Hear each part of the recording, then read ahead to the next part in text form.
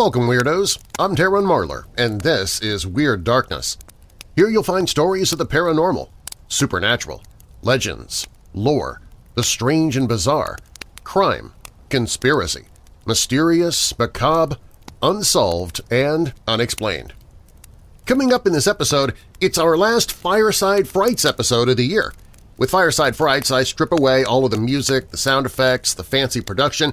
It's just you, me, this campfire, and stories exclusively from you, the listeners of Weird Darkness. All stories I will be sharing tonight were sent in by you, my weirdo family. In fact, I am using almost every last one of them that I had left for this episode, so I don't have any material for next month. So if you want to have a Fireside Frights in January, well, you're going to have to send me your paranormal story. Something that's happened to you or somebody you know. Please send it in. Just click on Tell Your Story at WeirdDarkness.com and I'll likely be able to use that for our first Fireside Frights of 2022. Again, just go to Tell Your Story at WeirdDarkness.com. If you're new here, welcome to the show. If you're already a member of this weirdo family, take a moment and invite somebody else to listen in with you. Recommending Weird Darkness to others helps make it possible for me to keep doing the show.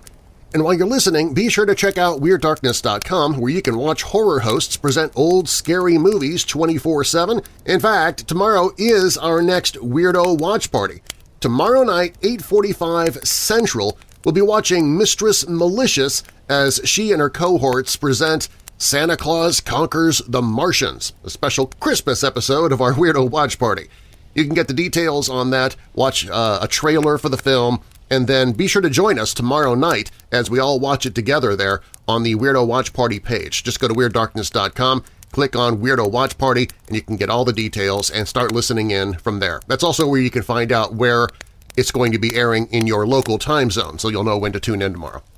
Also on the website, you can find Weird Darkness and Weirdo merchandise. We still have a sale going on right now through December 19th with everything on sale in the store. I've got free audiobooks that I've narrated, including Charles Dickens' A Christmas Carol, if you want to check that out. You can sign up for the newsletter to win free stuff that I give away every month. In fact, in January, I'm giving away $500 to somebody on the email newsletter list. And if you want to make sure that you are registered, all you have to do is just subscribe to the email newsletter. That's it. That's all you got to do. And then also on the social contact page, you can find the show on Facebook and Twitter. You can also join the Weird Darkness Weirdos Facebook group. There's so much going on the website. And also a quick reminder, Spooky Santa and the 12 Nightmares of Christmas both start up next week. So it's going to be a very, very busy Christmas season. And unlike other seasons that I've done, Spooky Santa and the 12 Nightmares of Christmas, they'll both be uploaded, and usually I took some time off at that point and just uploaded those. I'm not doing that this year. I'm actually going to continue making new content as well, so you'll be seeing a lot of uploads from me as we get nearer and nearer to Christmas. Okay, now, for the reason that you're here, Fireside Frights, bolt your doors, lock your windows, turn off your lights, and come with me into the Weird Darkness. Gonna start with a story called They Need Your Energy from Aaron Marbot. Hi Darren, I found Weird Darkness in late September and have been hooked ever since. I want to thank you for having so much compassion for those of us who struggle with the fight against depression.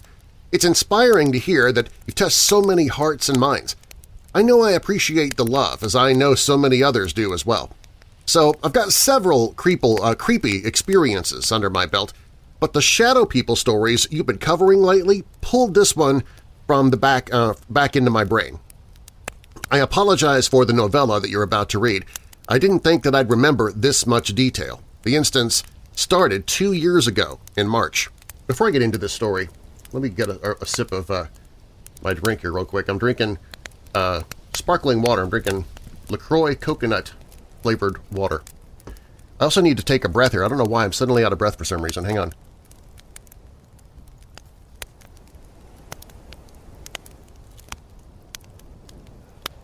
That's weird.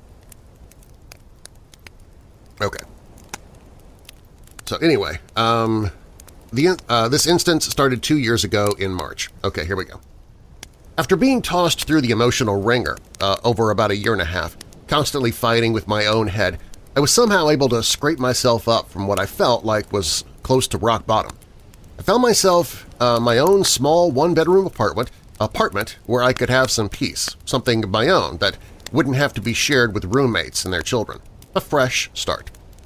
I just recently been refurbished with new carpets, new paint, new lighting, etc., and it's very homey and welcoming.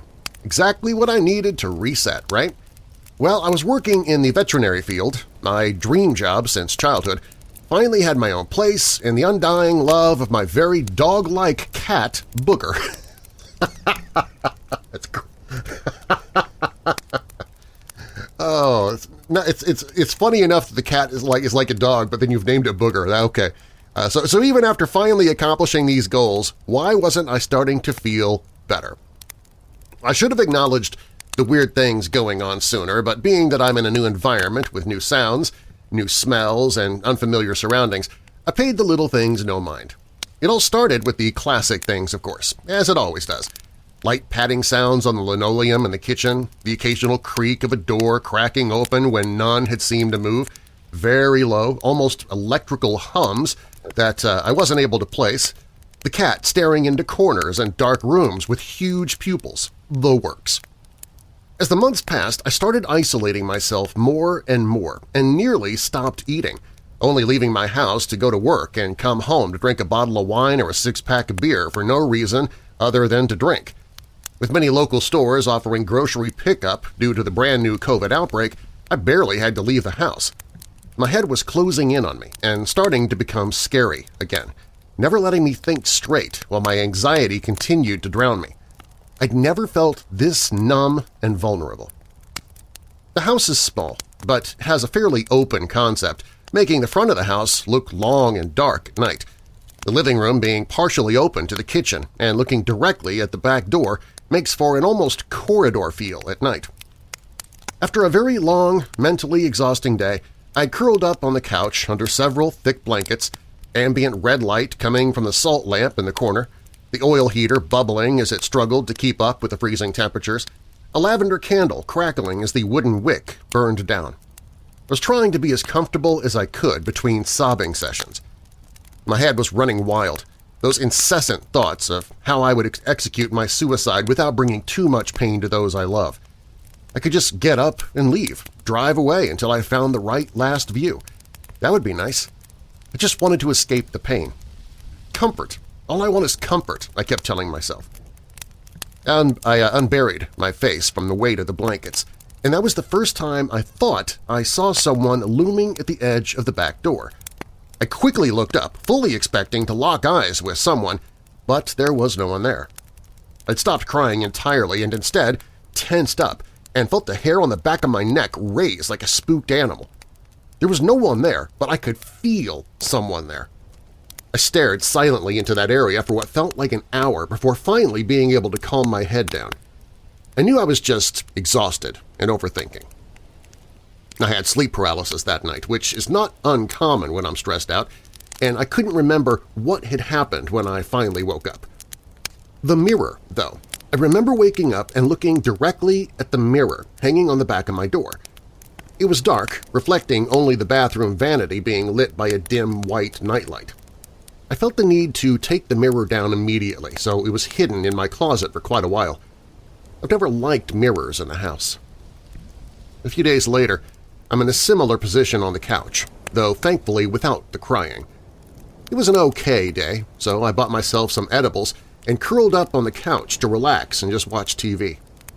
It hadn't even been 30 minutes before I started hearing a low vibration humming in the kitchen. Just starting to feel the edible, I decided that it was just my brain hyper-focusing on the fridge kicking in. I went back to whatever comfort cartoon I was watching at the time, but it didn't take long to feel the hair on my arms stand straight up despite the heat under the pile of blankets. Out of the corner of my eye, a very soft ball of light glided into the kitchen. I tried not to look at it, telling myself it was nothing. The light drifted to the right, further into the kitchen where I couldn't see. Felt an uncomfortable surge of energy run through my limbs and my throat grew tight. Finally, I directed my full attention to the kitchen, The light came back into view quickly, an opaque, almost fuzzy-looking navy blue ball that faded into a soft baby blue center. It felt like we were just looking at each other. Beyond the instinctual fear crawling through my body, I felt nothing. Not calm, not on edge, just nothing. It sat there for a few seconds, bobbing up and down ever so slowly. Finally, I squinted at it and took a deep breath. Do I say hello? No, that's not the right thing to do yet. I don't know who or what this is. By now, Booger was almost curiously peeking around the corner, seemingly staring directly at the ball now too, with alert ears and a flicking tail. The ball must have decided that it was done with our visit and backed up slightly, swinging lazily around the kitchen for a moment before just kind of fading into the back door. What in the heck was that? What milligram are these candies? Man alive! A couple of weeks passed. Work had taken a heavy mental toll on me after assisting several animals as they passed beyond our world, most far too soon for their young lives. I was jokingly appointed the Grim Reaper after finding several of our patients actively dying of parvo, cancer, and renal failure. My friend's beloved puppy, Callie, had been with us for almost a week after discovering a blood disorder. She was bleeding out internally. I rushed my parents' dog in for a blood transfusion in hopes of saving our sweet pup. Several of our friends were outside of the clinic on standby with their dogs as well, offering help to find the correct blood type match. Rue, my family lab, was thankfully positive and the transfusion began right away. Unfortunately, as the day drug on, the energy Callie had gained after the procedure quickly began dwindling. I called her dad and begged that he bring her to an emergency hospital where she could be under 24-hour care. She died in my arms once already, early in the night, as her dad rushed toward the clinic. Sweet thing, she was strong enough to be revived, just long enough to see her dad for one last time before slipping into a cold sleep. We held her between our bodies on a warm, fuzzy blanket and sobbed over her soft little head. She was only 2 years old and the light of his life. She was the best boat dog, having traveled on board to Alaska as the deck mascot and being the campground guardian. She lived more of a life in 2 years than I have in 26. It was so late by the time I got home that night I didn't even have the energy to eat. Shortly after burrowing back into my nest of blankets on the couch, I was visited by 2 more little orbs, but this time they were much smaller and held so much energy. My heart told me it was the animals that I had held earlier in the day as they took their last breath. A soft white ring surrounded these orbs, and they moved much faster than the last, darting rather than floating as they moved about the kitchen, leaving thin tails of light behind them like tiny comets. I silently acknowledged them with a smile, but something felt wrong. They rushed around, almost frantically now. Instantly, I became overwhelmed and terrified. My body began begging me to hide. I jumped up and, while unnecessarily trying to keep my cool, clambered into my bed, ripping the sheets over my face as if the material could protect me. My heart was racing, and my instincts were screaming that I was in danger. I frantically began trying to reach out to anyone that wouldn't think I'd finally snapped. I needed someone to be here with me. But it was almost 3 a.m. No one would be up right now, and if they were, they'd be so drunk they'd just laugh and blow it off. I cried in the comfort of my makeshift safe zone, staring out at the dimly lit living room with wide eyes. The balls of light never crossed the threshold from the kitchen, but whatever I had seen before did. It was now slinking across the wall on the far side of the living room, like soot from hot flames. Already darkened corners became eerie pits of black as my eyes strained to focus on the subject. Again, all of the hair on my body was standing on end. My chest felt like it was going to cave in if I didn't breathe. It stopped right along the only white door in my house, standing out like charcoal on white canvas. There was no solid shape, just a shadowy figure. It just watched me. I could feel it watching me. I shut my eyes tight and let out a shaky, short breath, and when I opened my eyes, it was gone. I cried myself to sleep again as the sun began to rise. Fast forward a few months. My boyfriend started staying with me when he had time off of work. Our relationship was rocky at best, and we'd previously been together for 3 years, but it had a bad breakup nearly a year ago. I don't think they liked it when he first started coming around. I cleansed the house and done some work on myself both mentally and spiritually, so I was ready to explain what I had thought I had seen to my partner without sounding like a lunatic. He understood and didn't make me feel crazy, gently explaining that I had not been in good health and might need more help than he could offer. It was probably all in my head. I agreed. That same night, I smelled cigarettes so badly that somebody may as well have been blowing the smoke directly up my nose, but my partner couldn't smell it at all. There was some light thumping coming from a back room, but nothing in there would have moved to make any noise. My boyfriend did hear that, thankfully, and got up to check for me. Nothing. The next time he's able to come stay, we're watching a movie when I got another unnerving feeling. I didn't say anything so I wouldn't worry him, and he didn't seem to be reacting to anything, so I let it go. A few minutes later, he stood straight up and said that he had to go to bed. I finished the last 10 minutes of the movie and headed to bed myself, where I found him curled up, silently trying to drift off to sleep. The next morning, over coffee and video games, he suggested that I cleanse the house again. "You think so?" I asked, hoping to get some reasoning behind it. "I saw it crawl across the wall. It was just standing there, then it crawled up the wall and above the door. The shadow guy." He paused as if questioning himself. "That's why I went to bed. I couldn't look at it." He continued to explain that he'd been having night terrors when he'd stay over, but didn't want to elaborate. We agreed to clean out any odd, previously owned furniture and items before another cleanse to see if that would help. Work picked up, and he wasn't able to stay for a couple of weeks. Things settled down a bit. Odd things continued to happen, but seemed less frequent. The gentle balls of light have only visited once after all of this had happened, but they seemed shy and only stayed long enough for me to say hello. They were calm, almost comforting to see. I finally got the courage to speak to them, and after a soft, "Hi, guys," they faded out through the back door once again. I haven't seen them since. Thankfully, now the energy in my house is much more peaceful and safe, though I will occasionally get some strange noises or catch the cat staring into the void. Just the other night I was wrapping Christmas presents and listening to Stevie Ray Vaughan when the cat and I both looked up toward the direction of a loud chirping noise. The noise seemed to belong to something pacing outside the windows on the backside of my house at window height, about 4.5 feet off the ground. I calmly turned down the music and watched the walls where the sound melted through, a rhythmic, curious chirp that almost sounded like a lost fawn, but much louder and higher-pitched than a stumbling baby deer would be making.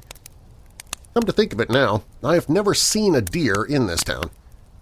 The cat and I listened together for a few minutes before it stopped right outside my bedroom window.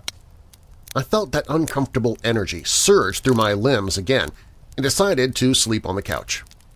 It cooed a few more times before I was able to drift off. I haven't seen the shadow figure since that terrifying night, but I can feel it every once in a while when I start to slide back into a bout of depression.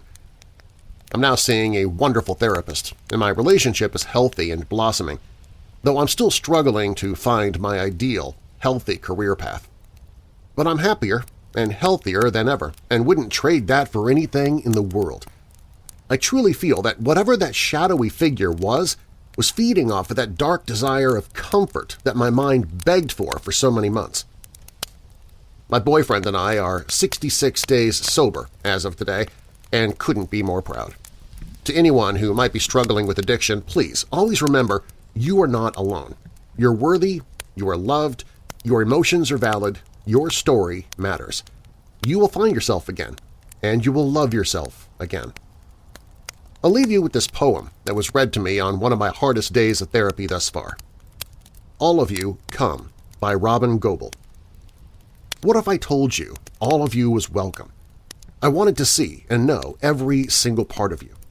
The parts you loved yourself, the parts you were proud of, the parts that bring you delight, but especially the parts you try to hide away, the parts you believe are bad, the parts you believe maybe even hurt other people, the part of you that believes that the parts that should be hidden away are your true self. What if I said, please come, bring all of you?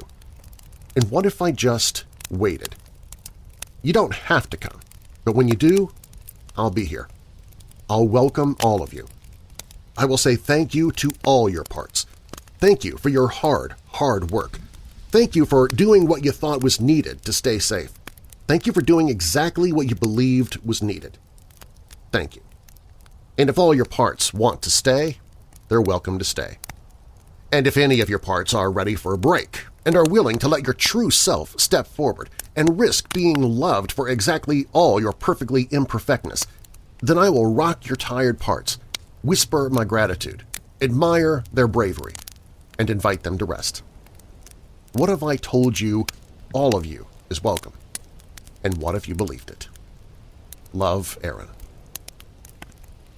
Wow, Aaron.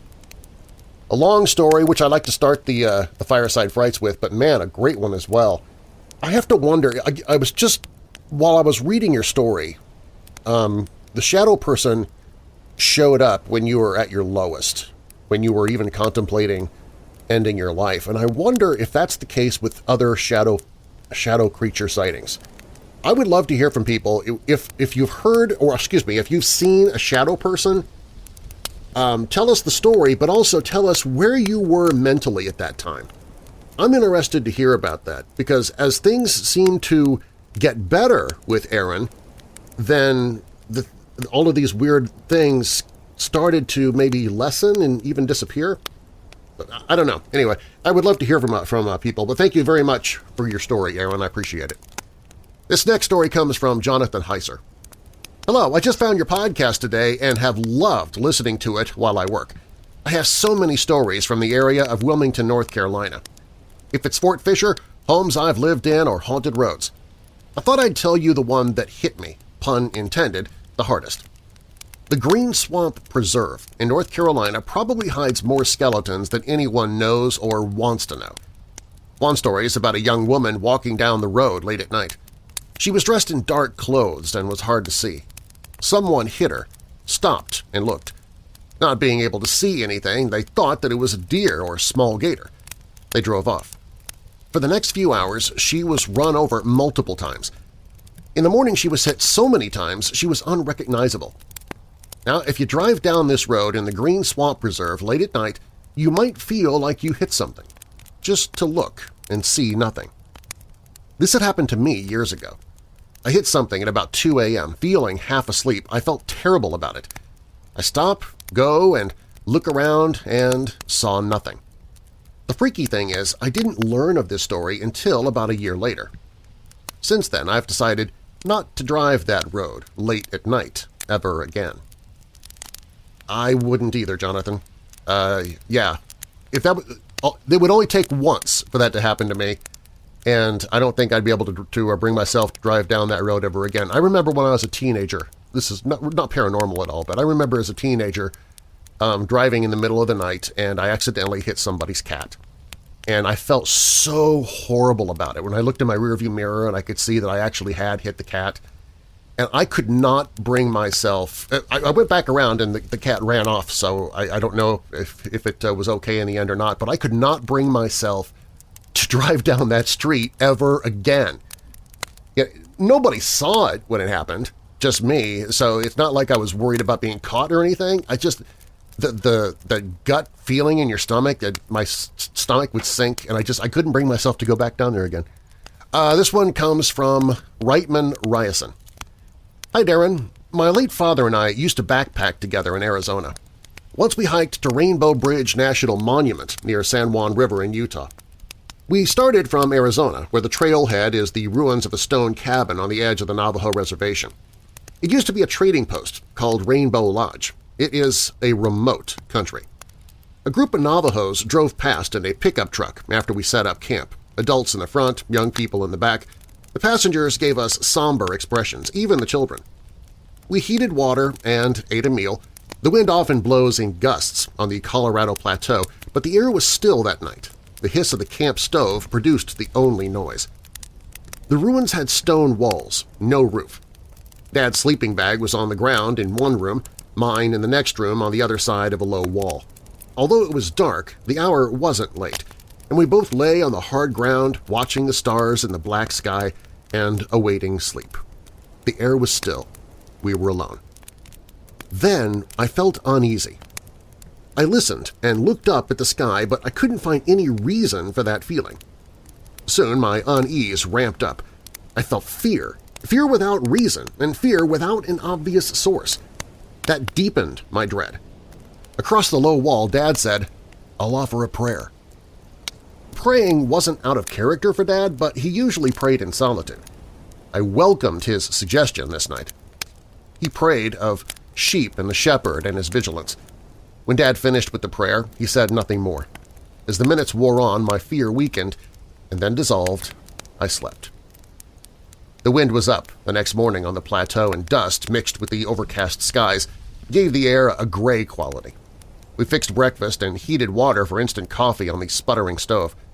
We broke camp and headed towards Rainbow Bridge, discussing nothing more than the powdered eggs. Dad ate them without heating them. He'd eaten them cold, with a spoon. Dad is such a stoic. I didn't bring up what I'd felt during the night either. It was 5 years before I finally did. He and my mom were missionaries. They'd returned after being in Guam. I described my fear that night on the reservation, and I asked him if he'd felt anything like that. He'd felt, he said, a certain apprehension. Not fear, mind you, but enough of something to inspire the prayer. Dad is such a stoic.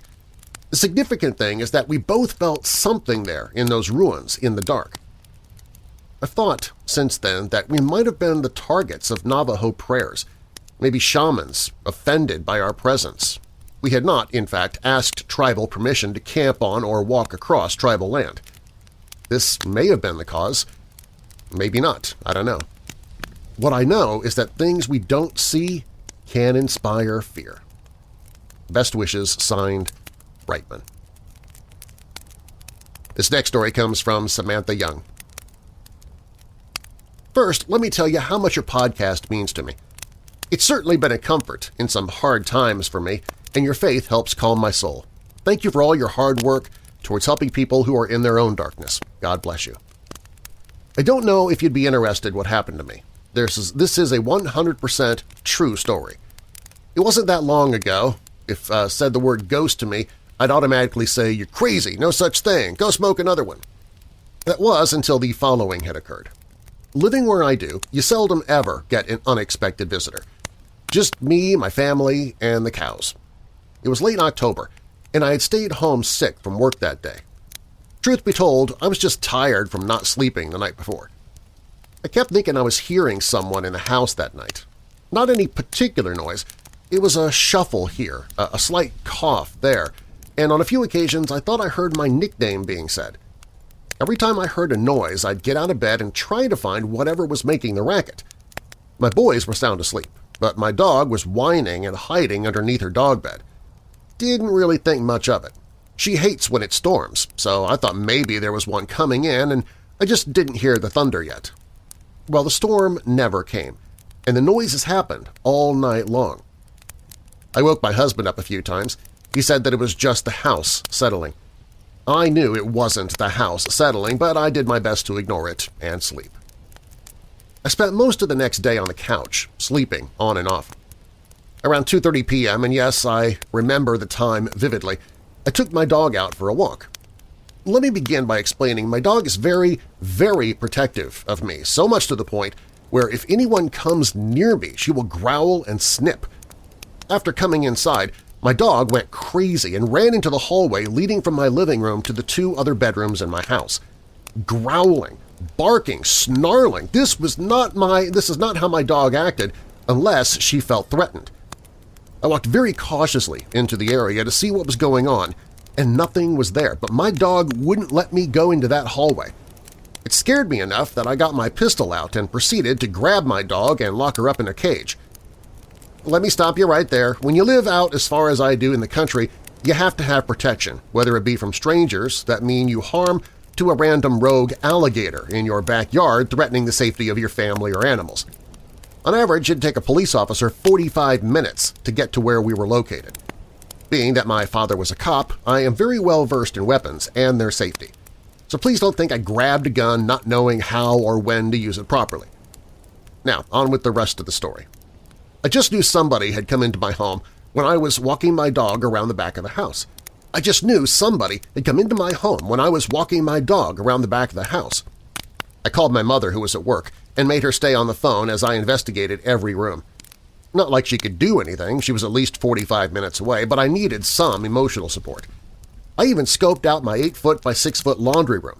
I found nothing, absolutely nothing, not a single thing out of place. Nothing was wrong, so why is my dog still freaking out?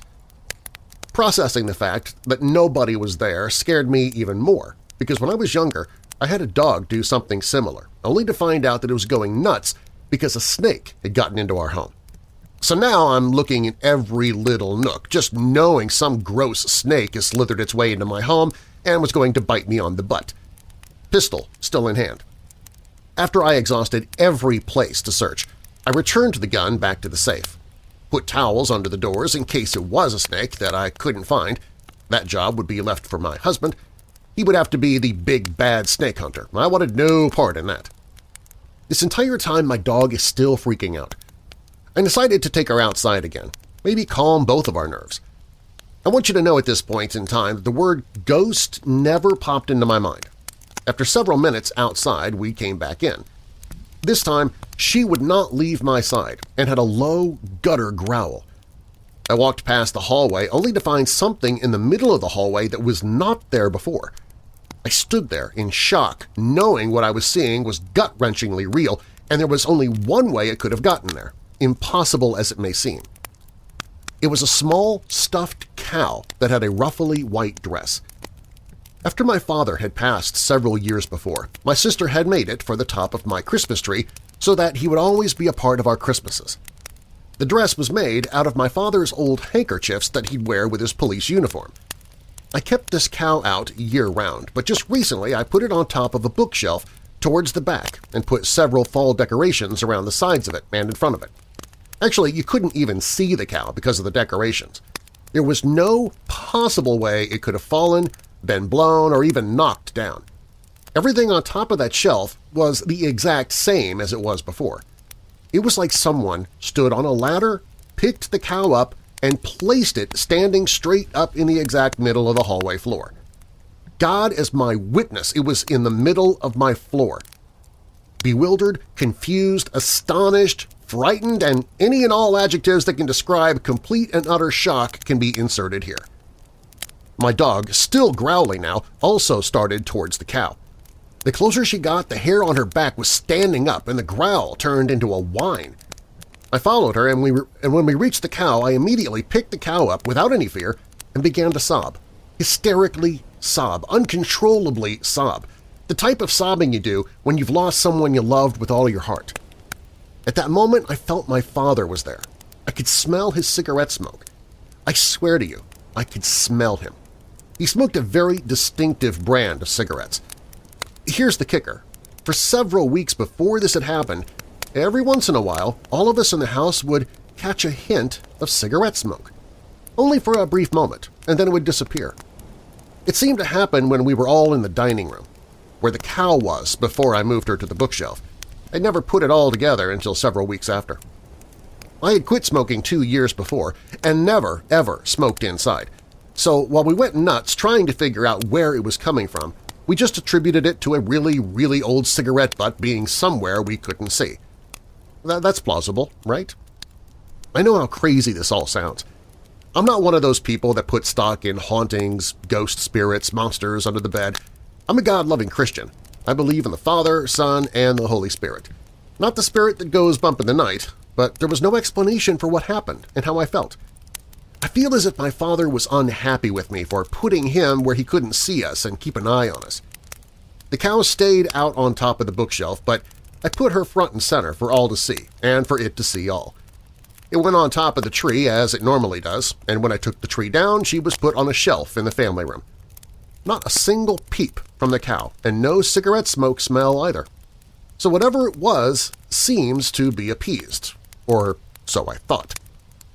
There have been a few other things that have happened recently that have brought all of this back up. One night, me and my husband and son all fell asleep out in our living room watching TV. Something we do most weekends. Me and my husband were awakened to a sound of something tearing. I got up and looked around and found, in that same hallway, a wall decal that has the definition of family on it being peeled off the wall. Not fell, but peeled. It wasn't a fast noise like it had lost grip on my wall and fell off. Instead, it was slow and drawn out. I could have sworn I heard someone say my name right after it hit the ground. I put the decal back up, and it is not fell again. The next morning, I went into the hallway to try and explain away what had happened the night before. Looking all around, I noticed my cow had been moved back to the top of the bookshelf in the hallway, and the box where I keep my father's obituary and picture was open. He was on the same bookshelf, in the same hallway, with the same hint of cigarette smoke. What a story! Wow, Samantha. You know, I have heard that items can be haunted, and maybe that's the case with the cow. I have no idea. But that would explain it if somehow your dad's spirit is connected to the cow. And I don't know how that applies from a Christian perspective either, because I'm one to believe absent from the body, present with the Lord. So it's kind of hard for me to put some of these stories together in my head that in a way that makes sense.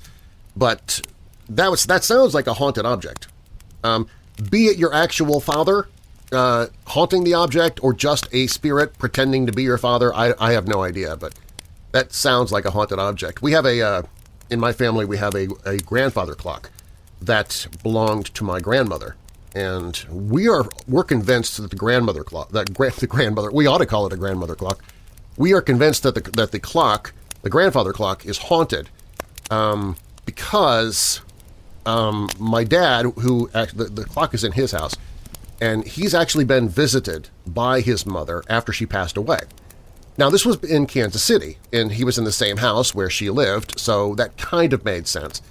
But once they moved away from Kansas City, they moved to Texas, and the clock came with them, and she visited him again. And he would also get that smell of her perfume, which was sort of a rosy smell. And so it wouldn't have been the house that she was stuck with. The only thing that we can think of is the clock, because that's one of the very few things that he kept from his mom. And the weird thing is that's, I think in the will, that's supposed to come to me someday, and Robin's not too not too thrilled about that. She doesn't really want a haunted grandfather clock here, and I understand that. But it's a gorgeous clock. I kind of want it. I don't know. Maybe we'll put it somewhere where it'll be out of sight. But then again, that might tick off my grandmother, like the cow with you. You know, maybe being out of sight is not what we should do with the grandfather clock. I don't know. Anyway, just sharing. Okay, moving on. That's the thing with this Fireside Frights. I get into these tangents and start telling stories that have nothing to do with with what people sent in. It is kind of cathartic, though. I kind of like it. Okay, this next one comes from Ricky Thomas, but let me take a sip real quick.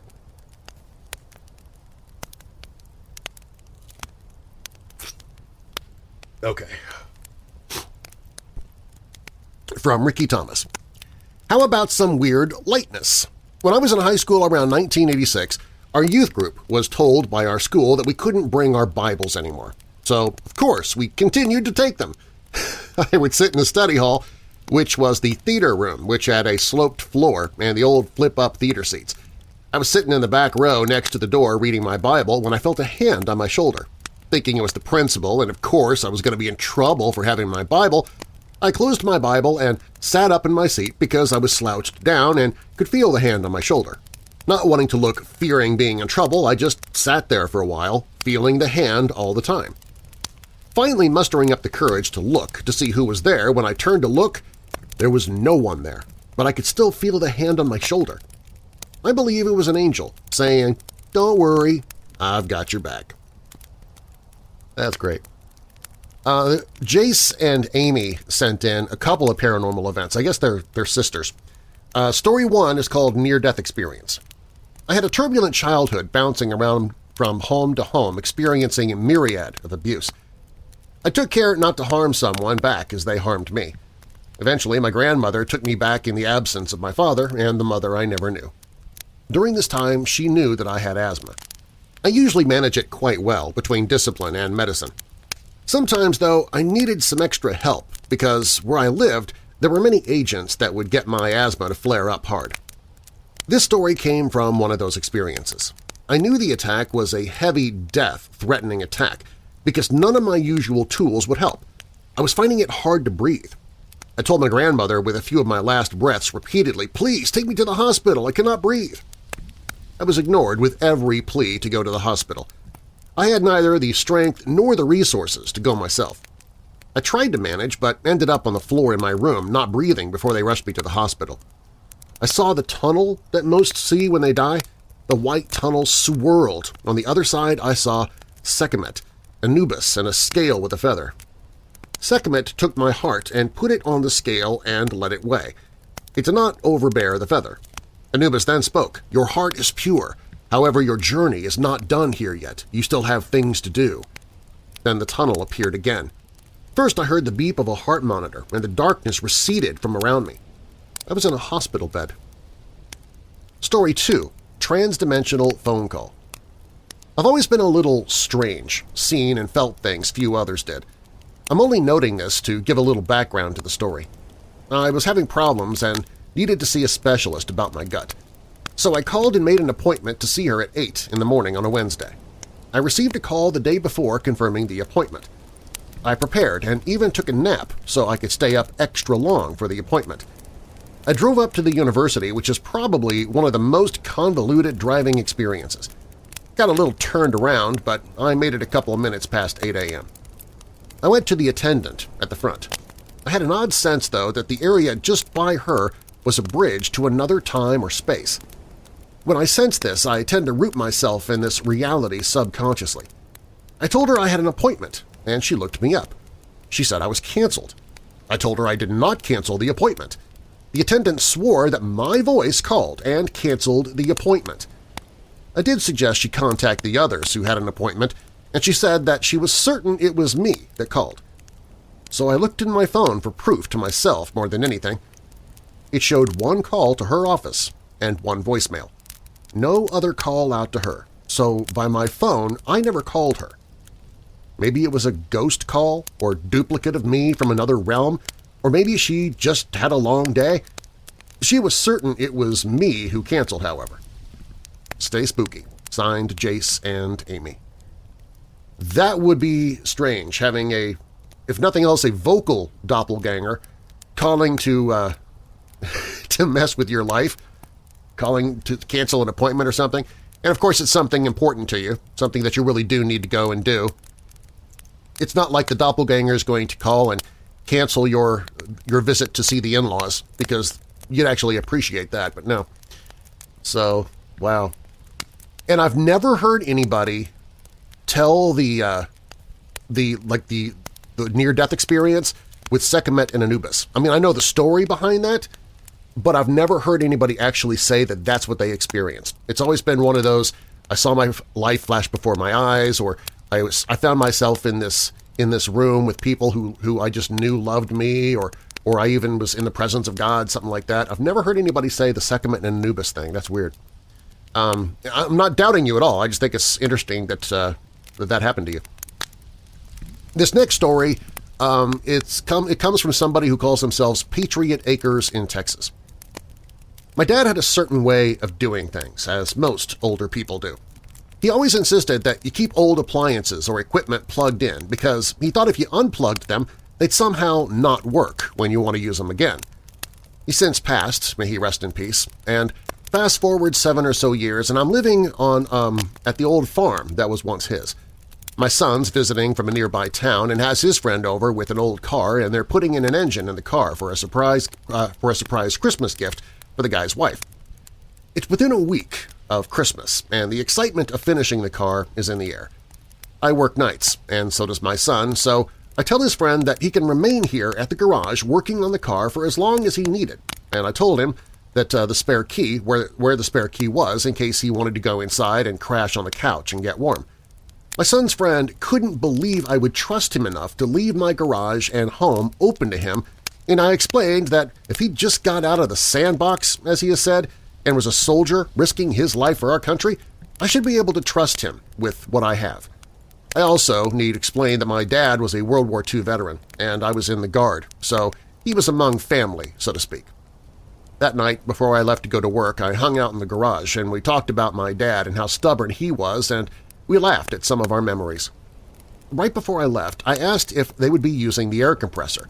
They said no, they probably wouldn't be using it at all, so I unplugged it so it wouldn't continue to cycle on and off every few minutes. When I unplugged it, my son reminded me that it would tick off my dad since he always wanted it plugged in. And I said that when he pays the electric bill, he can plug it in. Until then, I will unplug it. I had to literally crawl over about 3 feet of car parts and mechanical junk to get to the wall plug on the far wall to unplug it, but I finally got it unplugged. A few minutes later, I leave, and my son also leaves to go home and on to work. The next morning, fully expecting the guy to still be there completing the engine installation, I return home to find no one in the garage or on the property. Later that day, my son returns, and then his friend, and he tells me, "A few hours after we left, he was working on the car and the air compressor kicks on. He thought maybe one of us had quietly snuck in and plugged it in to scare him, but he remembered that he had closed both roll-up doors to try to block the cold wind out. He knew that he had not heard the walk-in door open. He said he looked around and no one was there, and the air compressor was plugged in and was running just like my dad wanted. The poor kid said that was enough for him, so he closed up everything and locked the gates behind him and left. He refused to come back until my son was there to help him. Ha ha ha. I eventually had the power cut to the garage. Saved me about $60 or so a month. But sometimes when I leave to go to work, I occasionally think I hear the air compressor in the garage running. Well, first, thank you for your service, Patriot Acres. That's great, and thank you to your son's friend and to your dad for their services as well. That is so opposite of what dads are. Usually it's the dad saying, "Be sure to turn off the lights so you're not wasting electricity." You know, what are you, born in a barn? Because you leave the door open outside and the air conditioning's getting out or something like that. Your dad was the complete opposite. Your dad wanted everything to stay on so that he wouldn't have to warm up again or something when you had to use it again. That is, your dad was a character. I love it, and apparently he is still a character even from the other side. That's great. From Carly Voigt, she sent me. I think she actually sent me a couple. Yeah, she sent me a couple of stories that I've put here. She said, "Hi Darren, my name is Carly. I've just found your podcast this last summer and have devoured every episode. I have several weird things that have happened, but I'm going to tell the one that sticks with me even today. I'm an addict, recovering 12 years in September.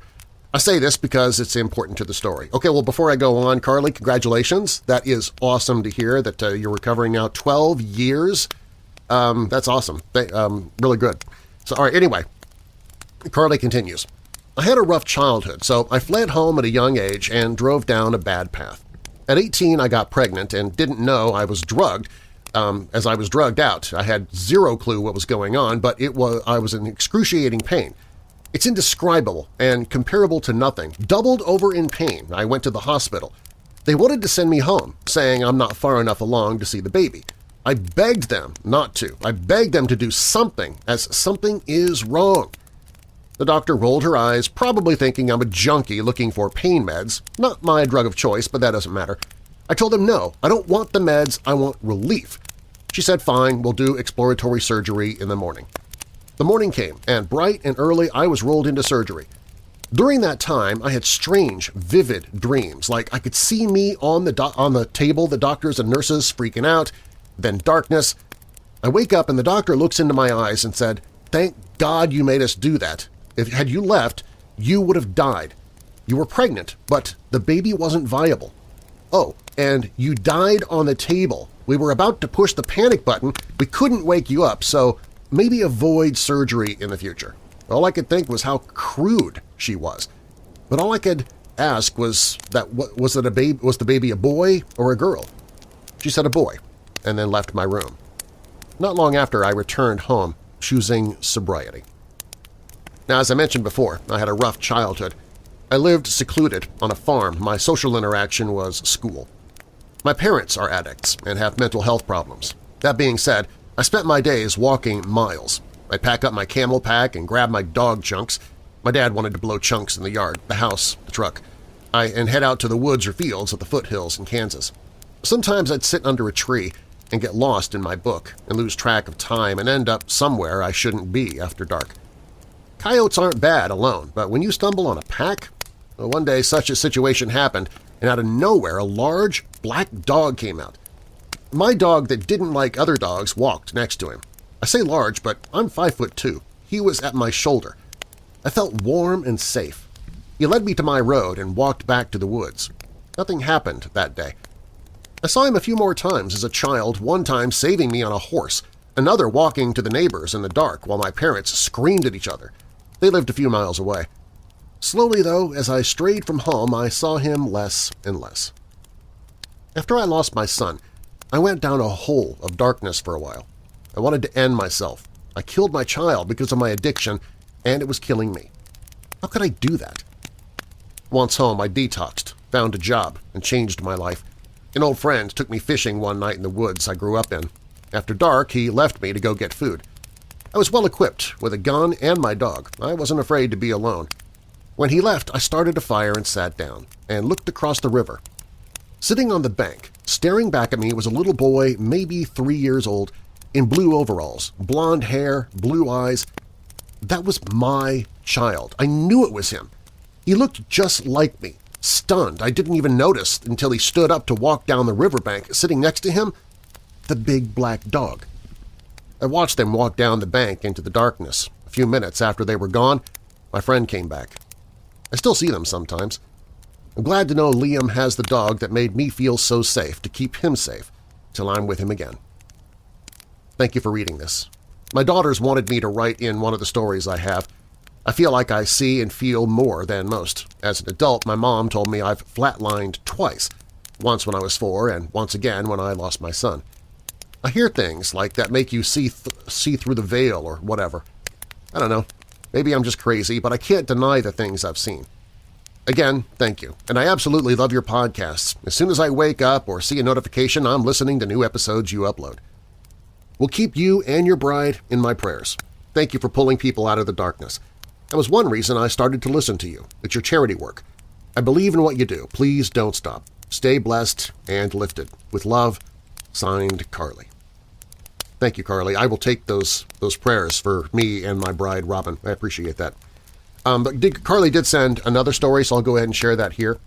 She said, the elementary school I went to, the whole town was supposedly built over an Indian camp. The school was supposedly built over a graveyard where they supposedly exhumed the bodies and markers and moved them. I say supposedly because I have no solid proof. This is just what the teachers would talk about when questioned. Because weird stuff happened all the time. The girls' bathroom had a blood spot on the floor, but only when you looked in the mirror. Walking in the building, the 6th grade class always had an old man's face in the window. The old library had to be closed down and moved because the old librarian saw some stuff and her stories ranged from green ooze falling from invisible pipes to an Indian jumping out the 3-story window. She had so many stories that she wouldn't even tell us. She had genuine fear in her eyes when she talked about it. I had a little girl who liked to play with my hair at the drinking fountain. Years later, when telling my sister about her, she laughed and said that she had that same little girl play with her. One year we had a cakewalk, and after I went to get a drink, there in the hallway stood a little girl, maybe 10, with a bunch of balloons. She waved at me and ran back towards the gym and then disappeared. They do a haunted house in that part of the school that sees the most activity every year. Every year, people would run out screaming in terror, and I don't think it was all the lights in the show. The building genuinely had a strange feel to it. To this day, I believe something lives there, collecting souls. Well, I don't know about the collecting souls part. That's a bit dark, but that's really… It's interesting that you and your sister both met that same girl. And it could have been a ghost, which means that all the children that went to that school after you left, after you graduated years and years later, they might still be, seeing that girl at the drinking fountain. That would be so weird. Okay, moving on. This story comes from Janelle Coate. or it might be Cote. And I'm sorry, I don't remember, or I don't know exactly how to pronounce your name, Janelle. I apologize. She says, "Hi, my name is Janelle, and I've had many strange experiences, but this one stands out in my mind. I live in an old house, and years ago I was outside on a ladder scraping paint. When I was at the top of the ladder, at the highest peak, I was unable to scrape some loose paint that was just out of reach, and since I was too tired to climb down and move the ladder, I leaned way over to try and reach it. It was then that I clearly heard a man's voice say, 'Go ahead, that's how I died.' After I recovered from shock, I said, 'I heard you, thanks,' and I got off the ladder. I think he was there to keep me from falling that day. Thanks for reading. I love your group." Wow, Janelle. Yes. Yeah, if you hear a disembodied voice warning you not to do something, although he was actually telling you to do it, but it was obviously in a sarcastic manner, yeah, you might want to listen to that voice. So, when I was reading that, I automatically thought, wait a minute, you're not getting down from the ladder? You're going to reach over and try to do this? Are you stupid? And then the ghost said it for me. So there you go. This one comes from Jody Resch. "Hey Darren, my name is Jody. I found your show over lockdown and have been hooked ever since. I thought I'd share a personal experience with you so you don't have to resort to a creepypasta." Well, thank you, Jody. About 20 years ago, my ex-husband and I traveled to England and Scotland on vacation late in November. It was our first trip to Scotland, and I was beyond excited. We'd been to England before and loved taking historical tours. We both loved the darker side of history, having been on Jack the Ripper tours at night, the Museum of Torture, and lots of graveyard tours, which is why I really was excited to tour Greyfriars, the oldest cemetery in Edinburgh. I didn't know much about the cemetery, or kirkyard as it's called, but cemeteries are a great place to learn about historical figures that have lived in an area. Admittedly, I knew very little about Scottish history and had no idea that one of the most notorious villains of Scottish history, George Mackenzie, was interred there. In addition, there were so many claims of poltergeist activity in Mackenzie's tomb that a paranormal research group ran the cemetery tour.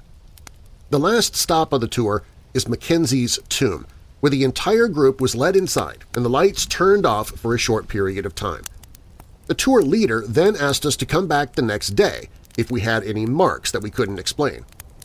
It had been a long day of walking and sightseeing, so back at the hotel room, I took off my boots and heavy socks and then got into the hottest shower I could stand. When the water hit my ankles, I couldn't even register what was causing me pain. I looked down and the tub was streaked with blood, and my ankles were covered in needle-thin but deep scratches like from a kitten's claws. There was nothing in my socks that could have caused them, and my ankles were covered by my boots all day. I showed my ex, but he was certain I had just injured myself in some way. To this day, I am certain it was the Mackenzie poltergeist. But you didn't go back and tell the tour guide, Jody? The tour guide said, hey, if you have any marks, come back and tell them. He was expecting something like that. I bet if you had gone back, he would probably say you're not the only person not only to have injuries or marks, but I'll bet that those exact kind of marks happened to somebody else. He probably didn't say that during the tour because he didn't want to give people, you know, the notion and try to fake it. But if you had come back and said, hey, I was in the shower and I've got blood all over the place, I got all these cuts around my ankles, which isn't possible, I'll bet he would say, yes, I expected you to say something like that. Just my guess. But now you won't know unless you go back. This next story comes from Randy Hogan, and it's called My Friend Jeremy. I think this is a little bit, not too awful long, but I'm going to take a sip of water here real quick. Hang on.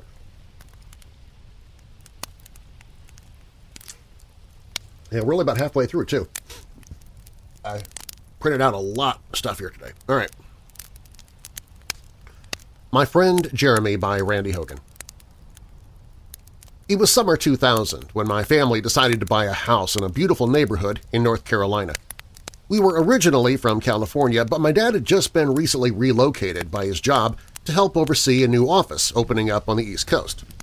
The difference between life in California and life in North Carolina was night and day, because the people in Carolina seemed to live life at a slower pace and enjoy everything around them, including the company and friendship of their neighbors, Whereas the people in California lived such a faster-paced lifestyle, they never seemed to acknowledge other people unless invoked. I had to get used to everybody saying hi and introducing themselves, and the fact that I was going through some awkward teen years, it did not help the uncomfortable feeling of meeting new people. Even though I had trouble being social, I'd be lying if I said that I wasn't excited to make new friends. However, I was bummed to hear that most of the kids my age had gone off to summer camp right before we had moved. And then I meet Jeremy. I'd been exploring my neighborhood when a strange boy my age came and introduced himself. The reason I say that Jeremy was strange was due to how he was dressed, in a very faded outfit that looked like it was from the 50s, and Jeremy had a very pale complexion and dark rings around his eyes, but nonetheless I was relieved to meet someone my age. I asked Jeremy how long he'd lived in the area, and he said since he could remember. I also asked where he lived, and he pointed to a more worn-down house than all the other houses. I just took this as his family was possibly poor, but that didn't matter to me, as I was happy to just meet somebody my age. He took me around town and introduced me to some popular local spots. However, I noticed that everybody would look at us strangely whenever we were talking. When I'd mentioned it to Jeremy, he'd just shrug it off as me being paranoid about being new. As the first few weeks went by, I only saw Jeremy every 2 to 3 days. Every time I saw him, he'd be standing near the park looking over at the exposed drain pipe that led to the local river, and when I'd ask him what he was doing, he'd just completely ignore the question, and even stranger was he always had that same outfit. But I again just brushed it off as having a friend was nice, and I didn't want to offend him by being rude. But things suddenly began to become strange when Jeremy wanted to play more dangerous games like cliff jumping into the river, which had to be a good 20-story drop, and I'd continually decline, seeing the danger of doing so. But Jeremy would get a sick look in his eyes that grew more disturbing every time he brought up the subject. One afternoon I was walking back from the store, getting some things for my parents, when I saw Jeremy by the drain pipe. And I gotta be honest, I did try to hide from him due to his increasingly odd behavior, but he noticed me and came up to me. The moment he reached me, my stomach was in knots. I mean, I might have actually been a tiny bit scared of him at this point because I didn't know what he would do this time around. And my insight of worry was redeemed at the moment Jeremy walked up to me and he went into a yelling tirade about how I was a bad person for not being there for him, how I was like all the other kids in town, just there to ridicule and humiliate him.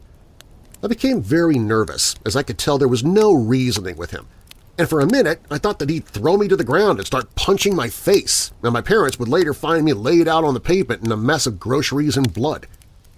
I was lucky enough that Jeremy became distracted again by the notion of jumping off the drain pipe, and before I knew it, my heart sank to my stomach, and my face turned pale white, as in the blink of an eye, Jeremy jumped off the drain pipe and into the rapid currents that feed out to the river a mile downstream. I ran to see if I could see him resurface, but nothing, so I dropped the bag of groceries and ran to Jeremy's house to alert his parents what had happened. But when I got there, the house was decrepit and rotting, no sign that anybody had lived there for many years. Freaked out, I then ran to my parents, who happened to be talking to one of the neighbors, and when I told them what had happened, the neighbor's face turned as pale as mine. The neighbor explained Jeremy had died back in 1955 when he had jumped off the same drain pipe and drowned.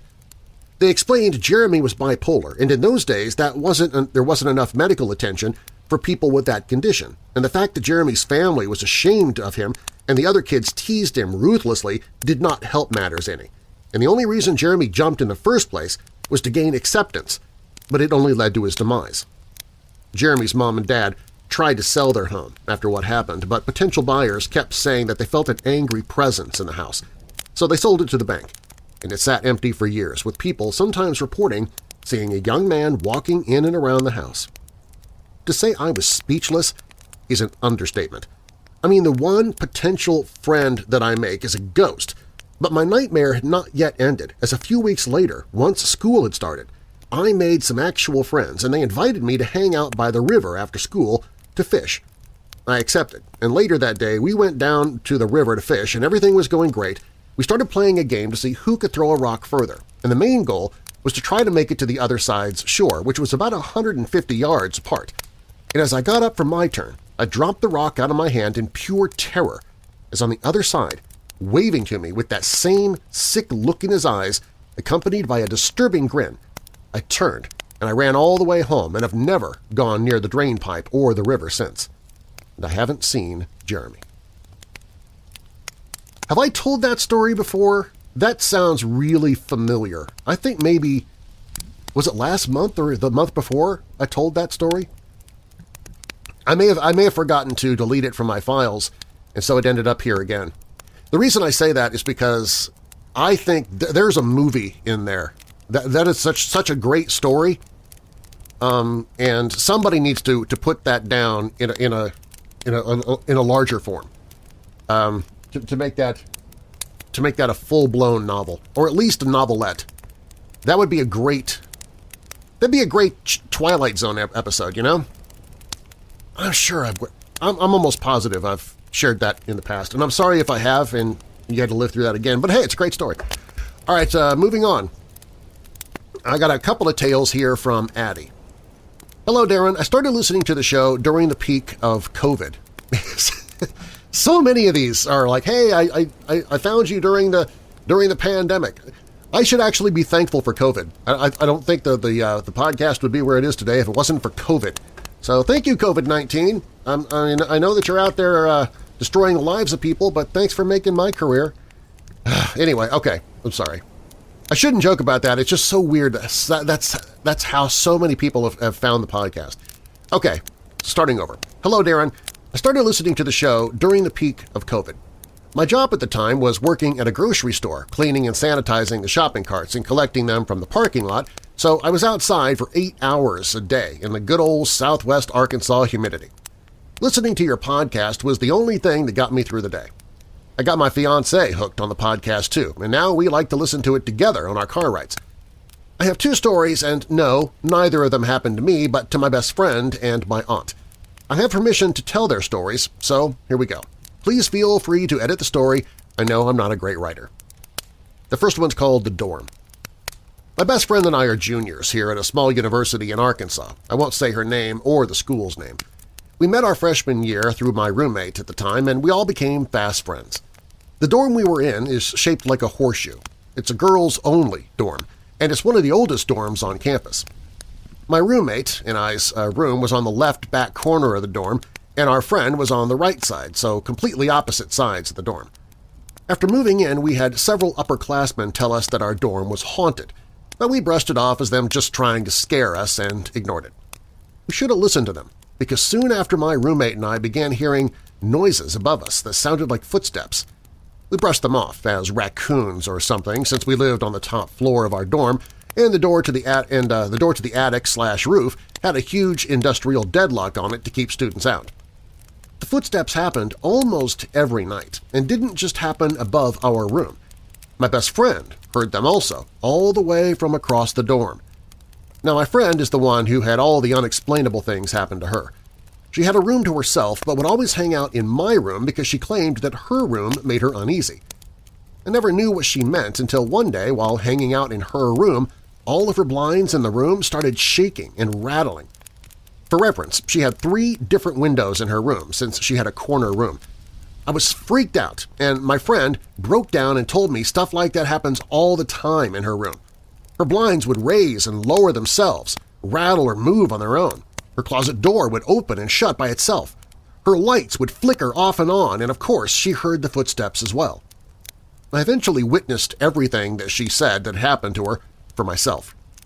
Now, I admit what we did next was stupid, but we held a seance in her room. We set everything up and waited till midnight to begin. We asked the spirit or spirits to make her lights go off, and one for yes, twice for no, and we began asking questions. We ended getting some answers like it was a girl, she died there in the dorm, and that she was a student. We ended up naming her Tiffany because we felt like she deserved a name if she was going to be there scaring us. We blamed Tiffany for all the unexplainable things that happened to us in the dorm, and it became a running joke between us. It turns out, after doing some research there were 2 girls who actually committed suicide in the dorm 2 to 3 years before we moved in. One girl jumped off the roof. The other girl committed suicide in one of the other rooms on the 3rd floor.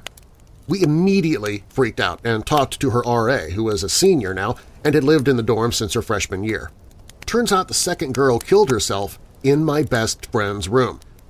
We got chills, and she made sure to stay in our room for the remaining week we had left of the semester.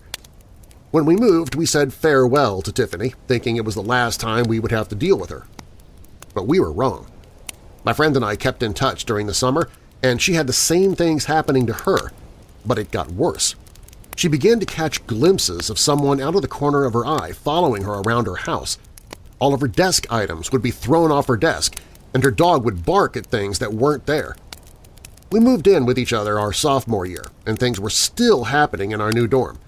She began to become heavily involved in the church that she'd started attending our freshman year. She became a helper, doing game nights every Wednesday, helping out volunteering with them when she could.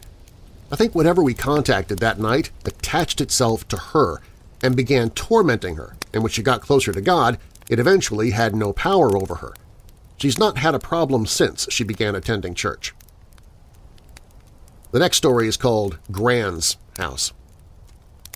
Last October, my grandmother, who we'll call Gran, or Gran for short, passed away. She was an avid gardener and spent all day outside tending to her different plants and garden. Before she passed, I'd always spend a day or two with her during Christmas break, and we'd watch Hallmark movies and decorate for Christmas. But there was always that feeling of someone watching me. Turns out I wasn't alone. My brother told me that that's one of the main reasons he hated going over there. After her death, we had her funeral at her house, surrounded by her garden and flowers like we knew that she would have wanted. My grandmother and her siblings also spread her ashes on her property because it was one of the most favorite places she had in the world. Fast forward to this June. My aunt and her husband bought her house and moved in and began experiencing things happening soon after moving in. She invited my brother, his fiancée, and of course my fiancée and myself over a week after moving in to have dinner and celebrate them moving into their new home.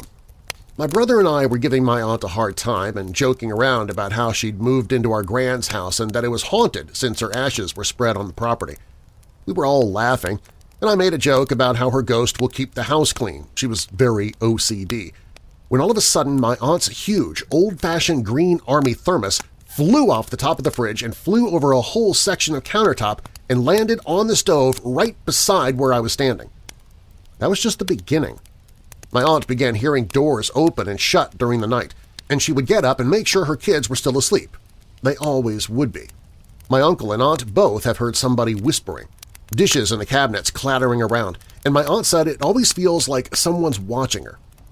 Now, my uncle believes in supernatural, ghosts, but also believes that talking about what's happening creates fear and encourages the said spirit to stay, so she always comes to my brother and me to talk about what her new experiences are, since we are one of the only ones in the family that believe and willingly talk about things. The most recent things have made the situation a lot scarier than just simple whispers and doors shutting. My aunt and uncle's room is the master, which was also my Gran's bedroom. She was hanging up her laundry in the closet when she said that she felt a hand reach out from behind the clothes and grasp her arm. She freaked and ran into the living room where my uncle was and told him that whatever happened, he said that he had had similar things happen to him but refused to talk about it. The most recent event happened a week ago. She was at home taking a nap when she heard my grandfather, who is still alive, holler her name. She answered, "Dad?" And he said, "Yeah, I'm out here." She said she jumped up, ran to the front door, and no one was there. The driveway was empty. She made a loop around the house and found no one. She called her dad, and he told her that he had not been down. She said lately the feeling of somebody watching her is following her around the house, and the noises have been started to be heard by her kids, who are ages 16 and 12. I'm not sure if my Gran is upset because they moved in, or whatever was there before is making itself known to its new guests. Man. Although, they say, you shouldn't speak ill of the dead, and there you are making a joke about your Gran, about her being OCD, and she reacts. So that could be your Gran. Yeah, I doubt if it wasn't your Gran, they probably wouldn't have been so upset about that comment.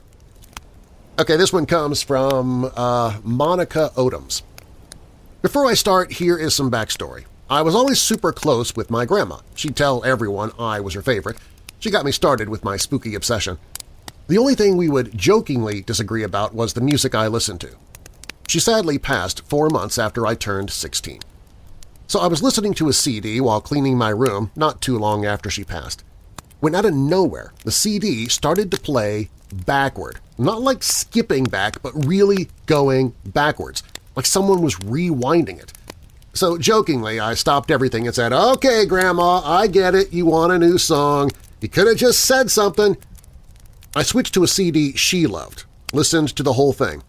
Everything seemed fine and dandy until the power went completely out in the whole house. The power was out for 3 hours. I truly think she wanted to listen to our favorite music before a storm started. Kind of a fun ghost story there. I like that. This one comes from Joe. I don't know how to pronounce your last name, Joe. I'm going to try Hanke, H-U-E-N-K-E. Hank, Joe H. I'll just call you Joe H. I'm sorry. He says, this is a true story that happened to a friend of mine. He's a teacher at a Catholic school in the suburbs of Philadelphia. The school campus consists of the new building and the old building, which had been closed for some time and is only used for storage. When he first started teaching there, he needed some piece of equipment, can't remember what, for his classroom, but he couldn't find it. A fellow teacher told him to go check out the old building. He'll probably find one there. So my friend went to the old building, started looking around, but didn't know his way around and couldn't find what he was looking for. Then he noticed a nun walking down the hallway, and he asked her if she knew where he could find the equipment he was looking for. She pointed out which room he should check, and yes, whatever it was that he was looking for was in that room. So he headed back to the new building, and the teacher who told him to go check the building asked if he'd had any problem finding what he needed. A friend told him that, yeah, he was a little lost at first, but the nun there helped him find it. The other teacher got a strange look on his face and said, "What nun? We don't have any nuns teaching here, not since we closed the old building down." My friend replied, "Well, I don't know who she was, but she was a nun." The other teacher told him to come follow him, and they went to the trophy display case in the main hallway. The other teacher pointed to a photo in the case and asked my friend, "Is this the nun that you saw?" My friend replied, "Yes, I think that was her." The other teacher said she was the old girls' basketball coach. She's been dead for years, back when the old building was still open. Needless to say, my friend has never been back to that old building again. Keep up the great work, a fellow weirdo in Christ, signed Joe. Wow. Coming right after the episode I did on Valak earlier this week about a demon dressed as a nun. That is so... It's a helpful ghost. So see? So I don't know why you don't have to be scared of that one. She was helpful. She helped you find exactly what you were looking for. I would think if you have to have a ghost haunting, that's the one to have, right? So a ghost that actually wants to help you out once in a while, give you the answers you need. Okay, this next story is from Juan Salazar. He said, "Greetings, Darren. So today I wanted to share some strange paranormal occurrences that happened in my mother-in-law's old house where my wife, my kids, and I lived in. Once we get going, from the get-go, when I first moved into this house with my then-girlfriend, now wife and kids, I got a very strange negative feeling from this house. It was an older house with the main house and a smaller guest house next door. The whole aura around this place was negative, and it took me a while after these experiences to actually investigate the history about this house from my mother-in-law. Some of the weird things that happened to me personally occurred when I was alone. For context, at the time I used to work in the oil fields during this time, so my work hours were very odd and long, so when I was home my wife was usually at work or out with the kids. I remember one night, as we were all fast asleep, I heard my son, who was 4 at the time, suddenly scream his head off. This kid does not scream unless something truly scares him. I jumped out of bed and rushed to his room. I looked at him and asked, rather annoyingly, what was wrong. His gaze was at the corner of the roof of his room across from his bed and yelled, "He's scaring me! The man with the red eyes is scaring me!" He pointed rather reluctantly toward the said corner, and rather unknowingly and angrily I walked right up to the corner and yelled at the corner, "Stop scaring my son and leave my family alone now!" Of course, I didn't see anything, but I rather did this to give courage to my son, maybe even myself. Immediately after I said this, my son became calm and laid his head on his pillow and went to sleep.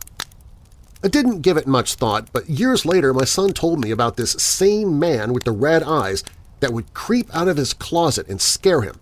But after my confrontation with the red-eyed entity, he never saw him again. Another strange instance was one afternoon. I got home early, and my wife and kids had gone out for some food, so I was home all alone. I proceeded to take a nice, warm shower after a long day's work. As I was showering, I heard what sounded like little children running around the house. Naturally, I thought my family was home. I could hear children's laughter as well. I got out of the shower and called out to my kids to stop running around or they might hurt themselves, but the running and the laughter continued. At this point, I became annoyed and opened the bathroom door and walked out to give my kids a piece of my mind. But there was no one there, and an eerie silence engulfed the house. I felt a mixture of paranoia and confusion. I proceeded to put some clothes on and left without delay. To this day, I swear, as I pulled out of my driveway, I thought I saw the curtains open up as though someone or something was watching me leave. After we moved out, my wife and I had long conversations about the peculiar and unusual events and occurrences that happened to me during our time in that house. She reluctantly confessed to me that the same type of things had happened to her and the kids when they were home as well. This explained why neither her or myself would ever be alone in the house for very long. Luckily, we moved out. We were homeless for a time, living in hotels in the meantime while we found a place to stay. To be completely honest, this was much better than living in that tortured house. Thank you for everything you do, and hope to write to you again. Blessings to you and your bride. Well, thank you for that, Juan. I appreciate those blessings. I will accept those, and I do want you to write again.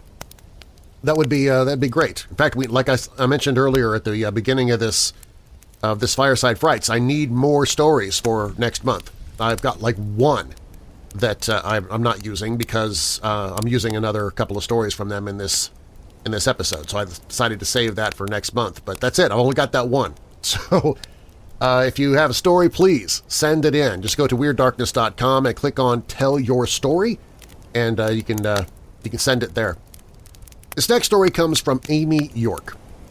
I'm a total atheist who has never believed in the supernatural, but I can't explain away a terrifying set of events that happened to me 20 years ago. One night when I was 12 years old, I began hearing whispers.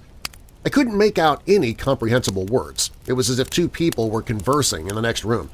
I even got out of my bedroom to check that the TV in the living room hadn't been left on, but there was nothing that could possibly have been responsible for these sounds anywhere in my home. The sound of the whispers followed me as I went from room to room, maintaining a consistent tone and volume no matter where I went. As I was raised in an atheist household, instead of going for a supernatural explanation, I assumed I was losing my mind. I kept the whispers a complete secret, even as they kept returning night after night, always around 8 p.m.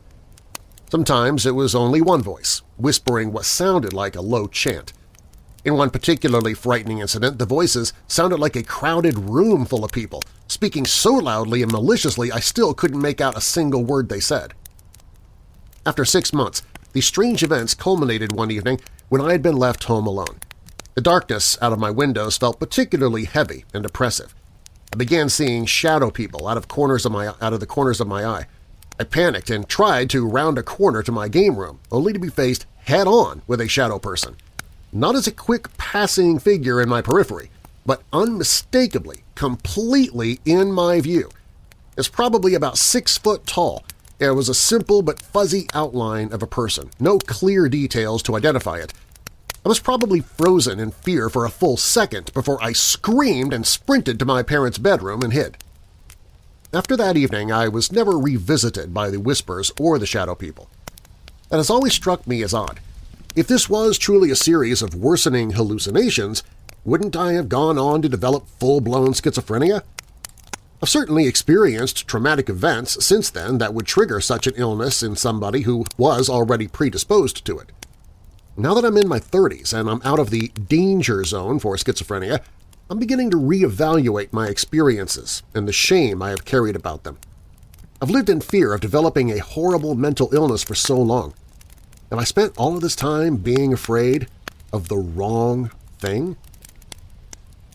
Well, Amy, I can't answer that for sure, but I don't know if I would be an atheist anymore at that point.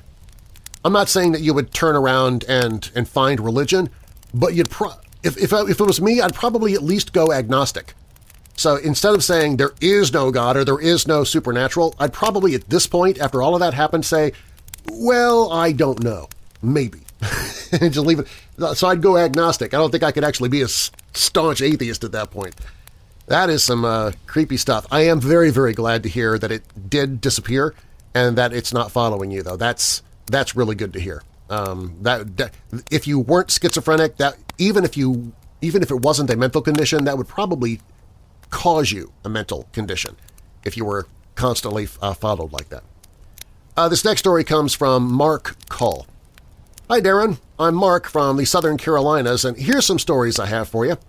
When I was about 3 or 4, I remember it was holiday time, and it was nighttime. My mom, my sis, and I were in the mighty van, and we were on our way to get food from Burger King, then off to pick up Dad from work. Mom had put the van into park while on a hill. Moments later, while we were walking to the door of the restaurant, when a woman had stopped and told Mom, telling her that the van was rolling down the hill toward Burger King. Mom ran to the van, opened the door, and quickly put on the emergency brake before it crashed into the front of the building. Once she closed the door and came back to us kids, she'd asked if we were okay and where the old woman was. We said, "You mean Gaku?" Our Comanche grandmother, who had passed 6 months before, that was her name. Mom said, "What?" We said, "Yeah, it looked like Gaku, and she isn't here anymore," and we looked around and didn't see her anywhere.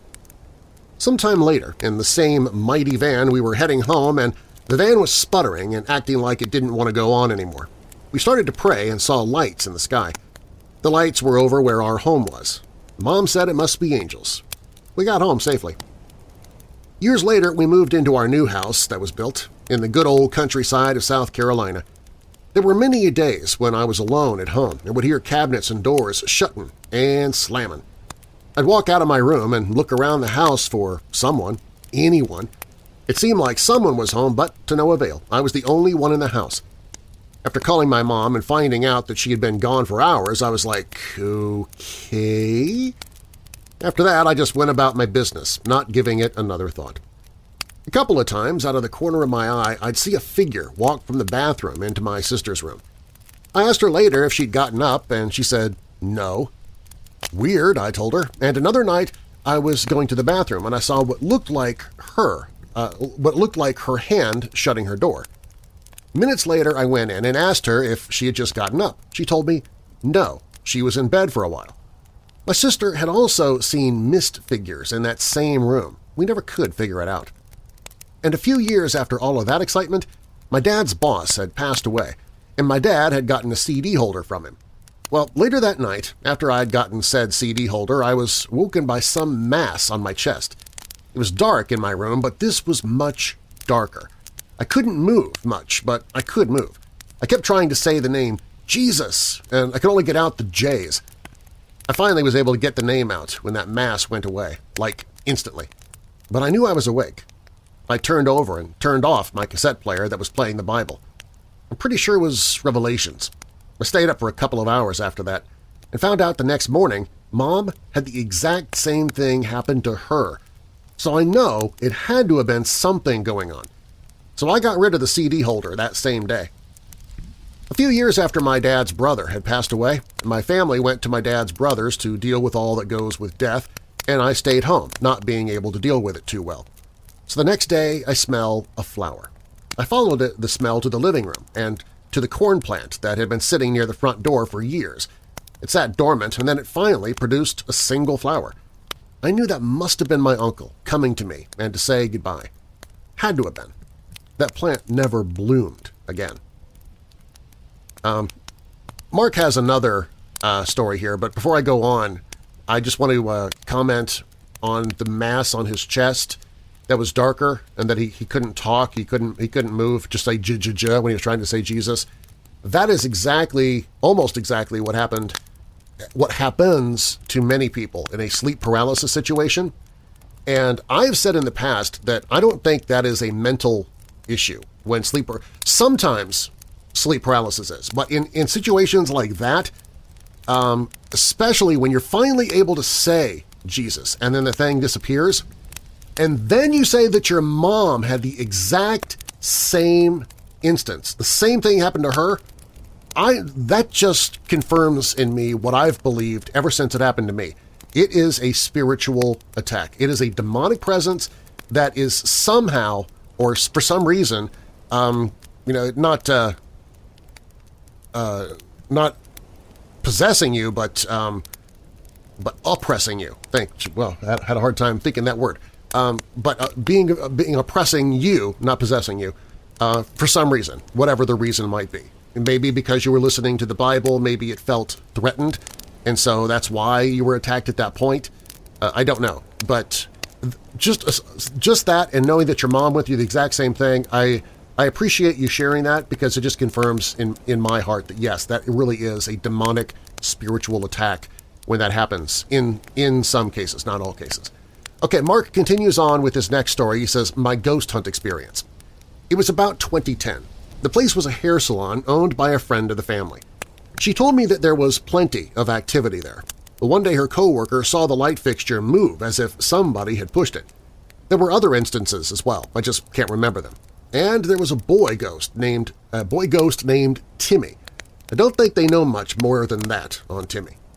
At the time, I was big into ghost hunters and gotten a night vision camera and laser grid that would show green dots on an entire room.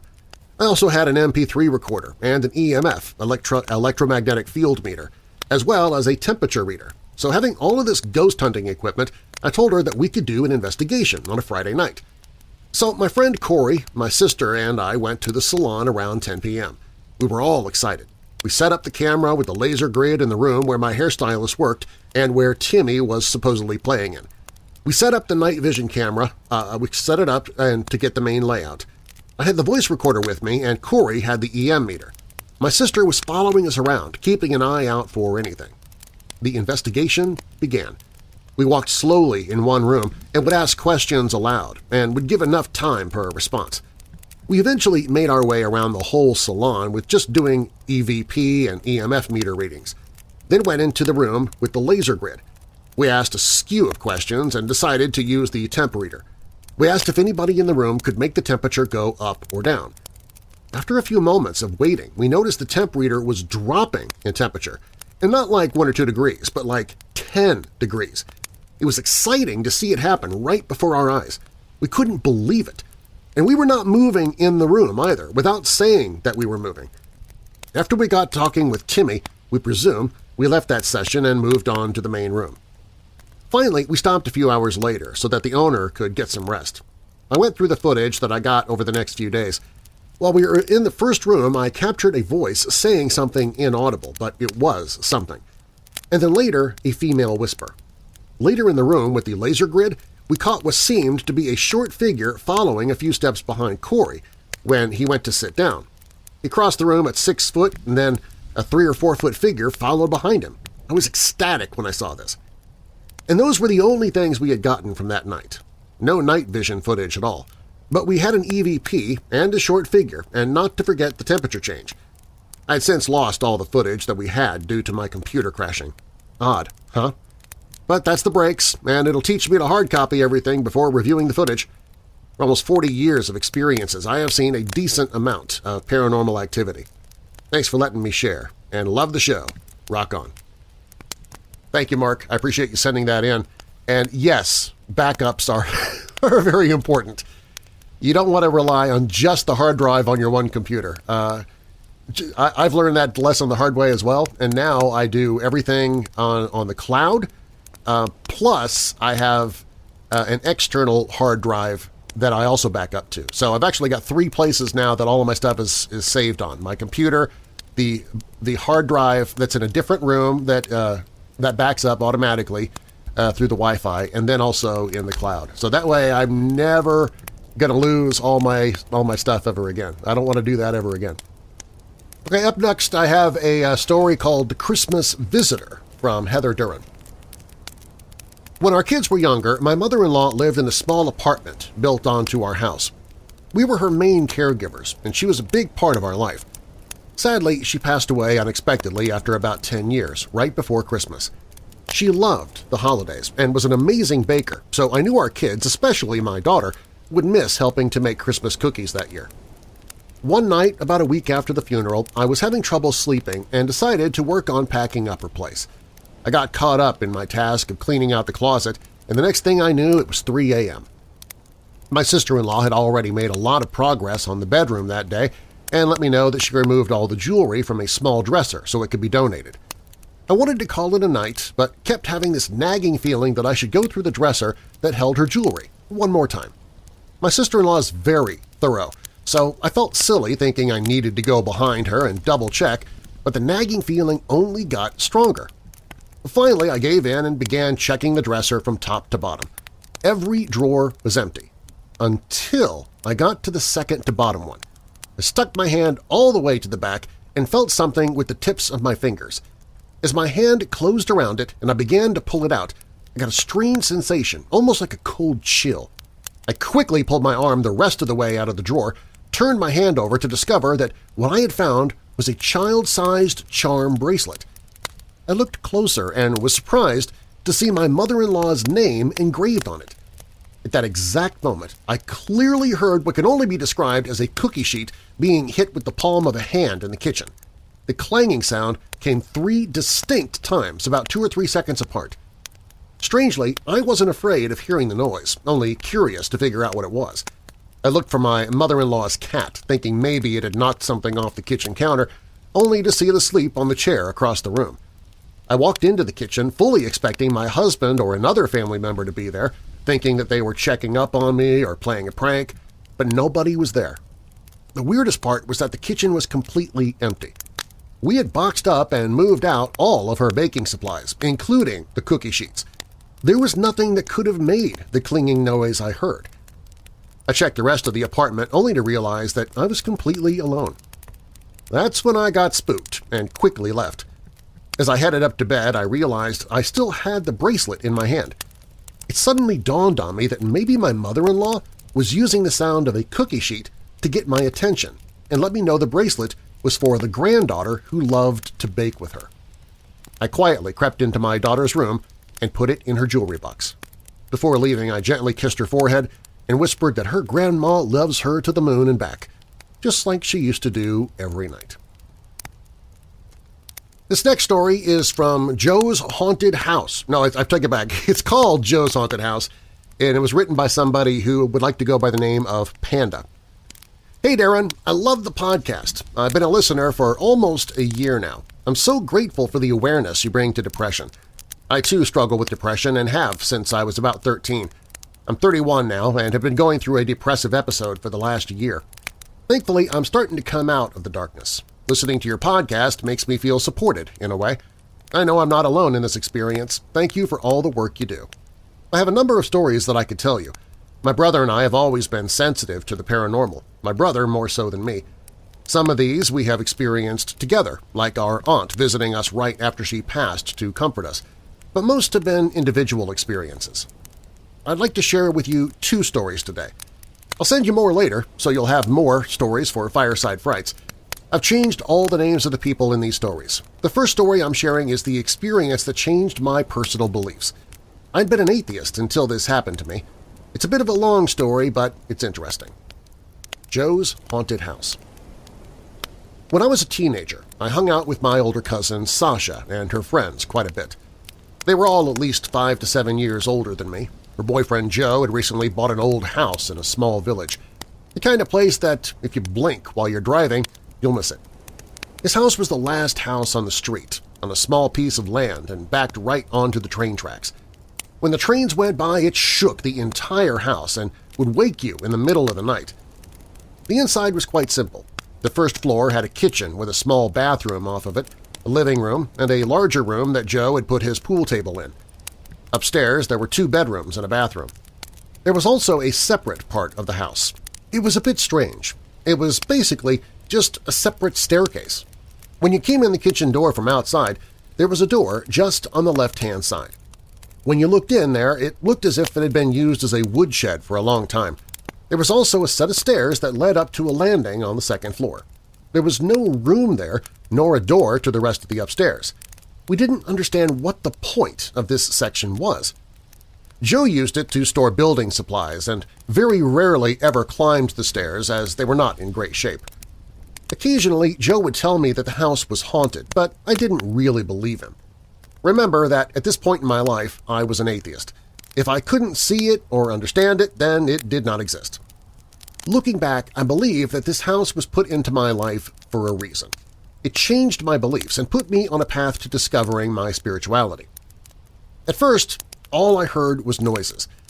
I rationalized that away as an old house settling, despite the fact that they very clearly sounded like footsteps.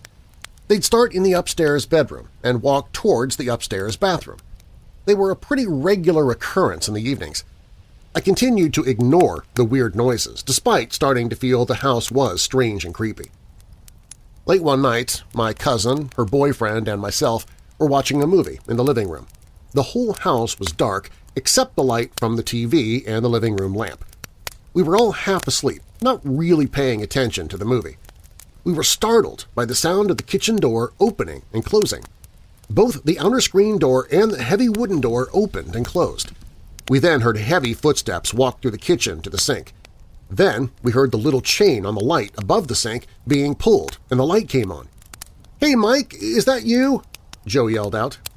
Assuming it was his friend who sometimes stopped by after he was done working in the evenings. However, no one answered. We could not see that part of the kitchen from where we were in the living room. Joe got up and went to the kitchen, but no one was there. No one was hiding. No one was outside. There was no one. We even called our friend to see if maybe it had been him playing a trick on us, but he was nowhere near Joe's place. It freaked us out. I had no explanation for that at all. How could that even be possible? Seems doubtful that the wind opened both of those doors, the light was on a pull string, and we tested it to make sure that it was working properly. Joe's response was, "Yeah, that happens sometimes. Sometimes the light even comes on when it isn't even plugged in." That was too much for me, and I told my cousin it was time to go back to her place. We quickly gathered our stuff and got out of there. Things started to escalate after this incident. I don't know why we continued to go back to Joe's house, but we did. I even started sleeping there a couple weekends a month. The footsteps upstairs got louder and more often. Pool cues would fall from the rack on their own. And yes, some of you might say that just gravity or the shaking from the trains going by, but these pool cues went into a rack under the table that you had to lift the cues up and over the edge of the rack to get them out. They were awkward to get. One of the strangest things was when the TV and DVD player would be on when you got back to the house. Everything was off when we left, and no DVD was in the player, yet we'd come back and Finding Nemo would be in the machine and playing on the TV. So strange. Sleeping there was a challenge. It always felt like the phantom footsteps were louder and traveled around more at night. This was probably just because it was dark and quiet. I'd sleep in the living room. I never got much sleep because it sounded like something would walk through the living room to the kitchen. I slept with the blankets over my head because I was afraid that I'd see a ghost. I also never wanted to go in the kitchen at night. It felt weird in there, like you were never alone. If I needed to use the bathroom that was off the kitchen in the middle of the night, I'd run to and from and then get back under the covers. Joe would also tell us that stuff would go missing. At first it was keys or his wallet. He'd scour the house for them and they would just be gone. He'd finally find them in that separate part of the house that he only used for building supplies. They'd be sitting at the top of the stairs on the small landing. Joe had not been in that section of the house for weeks, but that's where he'd find his keys or wallet. Over time, other things would go missing and wind up there as well. Most notably, large kitchen knives started to disappear. This freaked me out. Things started to go missing so often that it became automatic that you would check that spot to see if your stuff was there. My cousin dated Joe for about 2 years. Just before she broke up with him, he started renovations on his bedroom. The room had come with a large dresser, and he'd left it where it was because that bedroom wasn't a priority to be fixed up. When he did eventually go to move the dresser, he found that it was attached to the wall, and it swung out, revealing a hidden doorway. Can you guess where that doorway led?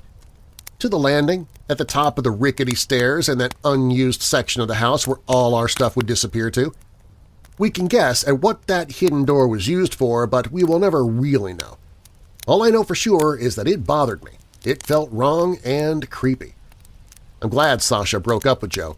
I don't know if I could have continued to hang out at that house. I've driven by the house a few times, but I've never gone back inside. I'd be willing to bet that weird things are still going on there. The next story is one my brother John told me. He was always sensitive to the paranormal and has many more stories than me.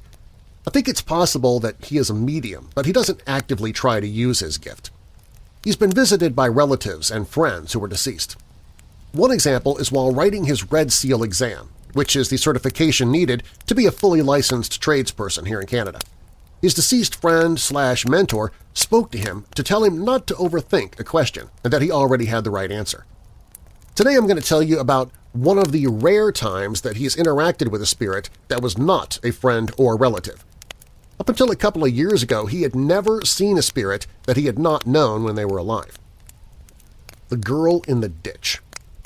My brother works on a busy road where there are large trucks going back and forth all the time. A horrible accident happened on this road just outside my brother's workplace. A woman had committed suicide by driving into a dump truck head-on. The car and the dump truck ended up in the ditch opposite his work. My brother was working when it happened, and a co-worker of his was first on the scene. The woman was dead on impact. In the weeks after this happened, my brother would see the woman's spirit standing in the ditch. He never attempted to speak to her, and she never did anything. She just stood there and watched him as he slowed and turned into the parking lot just across from her. One day, as he approached work, he noticed that she was no longer standing on the opposite side of the road. Now she was standing in the ditch closest to his work. This unnerved him a bit. As he slowed to turn into the parking lot, he looked at her and said, "This isn't where you're supposed to be. It's time for you to cross over."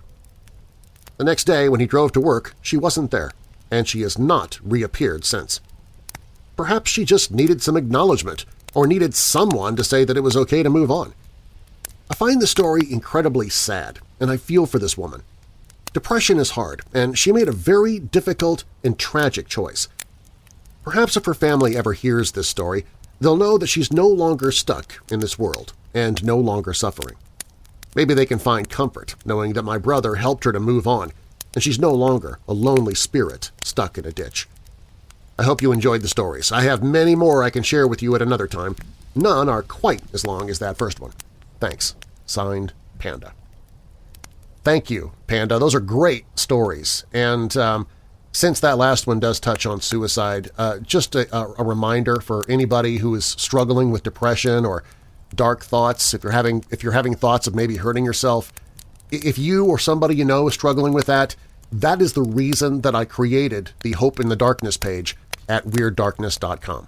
It has those resources there that can help you or that person that you know who is struggling. There are more than three resources there. There are three specifically that we raise funds for every year during our Overcoming the Darkness campaign, and that's because I believe in what they do. I've done more research into those, and I see that they actually are being responsible with the money that's given to them. Those include the 7 Cups app, which is also 7cups.com. There's also the Suicide Prevention Lifeline there, and then there is our friends at IFRED, which is actually what started the whole thing, our International Foundation for Research and Education on Depression. All three of those and many more are on that same page. If you are struggling at all, please don't struggle in silence.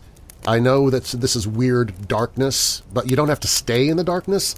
That's why I try to bring you a little bit of light at the end of each episode, and that's also why I created that page. There is hope in the darkness. So just go to the Hope in the Darkness page at WeirdDarkness.com. You can learn about those. Maybe they'll help you or help somebody else that you know. Moving on, we got a story from Todd. Hello, Mr. Marler. I'm a guy in his late 40s now. I'm mostly blind now, so please excuse the typos. I recently realized I may have more supernatural. I'm guessing he's saying supernatural stories than most people. It's just not there. He says, I do not know why. Or maybe he's saying, I am more supernatural than most people. I do not know why. Okay, anyway, I'd like to get some perspective on this, so I'm writing this. You may find the variety interesting as I do. The first incidents I remember is back on Christmas Day in, I believe, 1981 or 1982. My family is in what used to be the backcountry of Florida, visiting my grandparents. The house was off the beaten path enough that the road was nothing but hard-packed sand. It was fairly warm out and just after dark. There was one streetlight in the whole area, and it was out in front of the house. So my brother and I went out to play catch with the football. A few minutes later, above my brother's head, I spotted a light coming towards us. I froze and told my brother to look. The light came closer and started changing colors, then went down like it landed. The trees around where it landed were lit up like the craft. We were able to talk to each other because there was no sounds the whole time. So it couldn't have been a kind of airplane or a helicopter. Seconds later, we ran into the house to tell our parents. My dad put us both in the van, and we tried to go find where the UFO landed. We gave up trying to find it because the sand was too loose for the van and it was too dark for walking in the backwoods. We all agreed that it could only have been a true UFO sighting. Another interesting thing that happens to me is that I'll dream of things that come true. They're not obvious until I happen to look around and get a cold feeling with a side of déjà vu. They typically don't happen until at least 18 months after the dream. Sometimes much longer. For example, I had a dream during my junior year of high school. It was very short, but I recall the place vividly. I was in a large auditorium with many large round tables. There was not many people there, but I did share a table with a darker-skinned Latin girl with a dressy white sweater on. I looked up and one bulb in one of the light fixtures was flashing like it was going bad. The next school year, I ended up going to a completely different high school halfway across the state. In third period of the first day, I walked into the East Cafeteria for study hall. In a few minutes, after looking at a new textbook, I looked up. There at my table was the girl I saw in the dream, dressed in what I saw, in the room that I saw, and above me, one bulb in the light fixture ready to blow out. This sort of thing happens to me regularly, about once or 3 times in a calendar year. I have no idea why. In December of 2000, I had a retinal detachment. I had multiple surgeries to fix the problem and the many problems. The recovery took more than a year. One night during this time, I was facing some deep self-pity and feeling depressed. I was so bad, numbness set in, and I started to shed some tears. In my head, I cried out for help and went to bed. I couldn't fall asleep. Due to the location of my retina surgery, I had to keep my head face down, including while sleeping. While laying there, feeling miserable about my misfortune, I went to readjust my head pillow. Then all of a sudden I realized I couldn't feel the pillow. I was confused and then realized I couldn't feel the bed under me either. I started getting a cool feeling all over my body. It was like the coolness, almost cold feeling you get from resting right against a metal air conditioner, but without the pressure of feeling it. I opened the only functional eye I had and looked around, and all I saw was a star field. I heard a thought in my head that said, "We got you. We're here to tell you that you are loved." I had a few minutes of what I imagine is a feeling of pure euphoria. The star field moved around as if I was traveling in random, fun directions. I somehow knew I wasn't alone, and those with me were not allowed to let me see them. I can only remember a word in my head regarding that, and it was a half-question, angels? The last one I'll mention, I have more, is of a house that I rented for a year in 2006. My girlfriend and I decided to live together. There wasn't much time to look because her place's lease was up and the owner sold the property. She had a couple of kids, so we needed to find somewhere big enough. Pricing wasn't good at that time, so we ended up in a not well-kept house. It needed help. I could do some minor house repairs, so the landlord gave me rent breaks in exchange for me fixing the place up. I had a day job and had a solid hour's drive each way. Places closer to work for 4 bedrooms were way too much, so I wouldn't get home until just after 6. One night, I got my home and my girlfriend and asked her daughter to go to the basement to get clothes out of the dryer. She said there was no way that she was going to go down there alone. She was told to stop being weird and just go get the clothes. Immediately, the daughter started to cry. This shocked me, so I said that I'd go with her. I opened the door and flipped the switch. The light down there wasn't very good. If it lit up more than a common nightlight, I'd be surprised. I smelled something odd in the air as I started to go down the steps. I figured it was just a poorly maintained house that was a touch over 95 years old, and I was bound to get strange odors. I went down, followed meekly by the 8-year-old daughter. She helped get the clothes into a basket and volunteered to run the basket upstairs. She got to the top and waited for me. I got almost 3/4 of the way up, the stupid light bulb flickered out. I took another step, and she dropped the basket, started crying, and pointed behind me. I looked back and saw 3 sets of slightly glowing green eyes.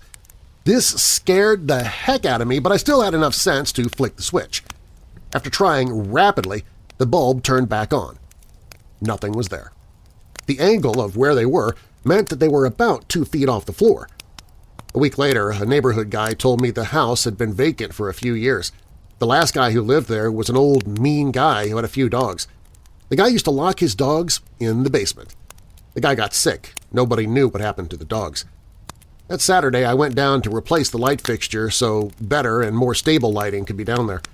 With better light down there, I found a hinged flap to a room whose door was literally rusted and warped shut. I was able to get it open.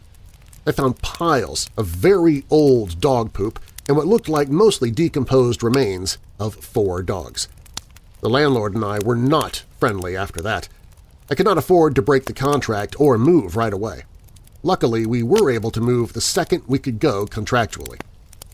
I know it all sounds made up. I assure you they're not. My overall question is why so much of this happens to me? Why am I special? Thank you so much for your time, and thank you for your show. Your friend, Todd.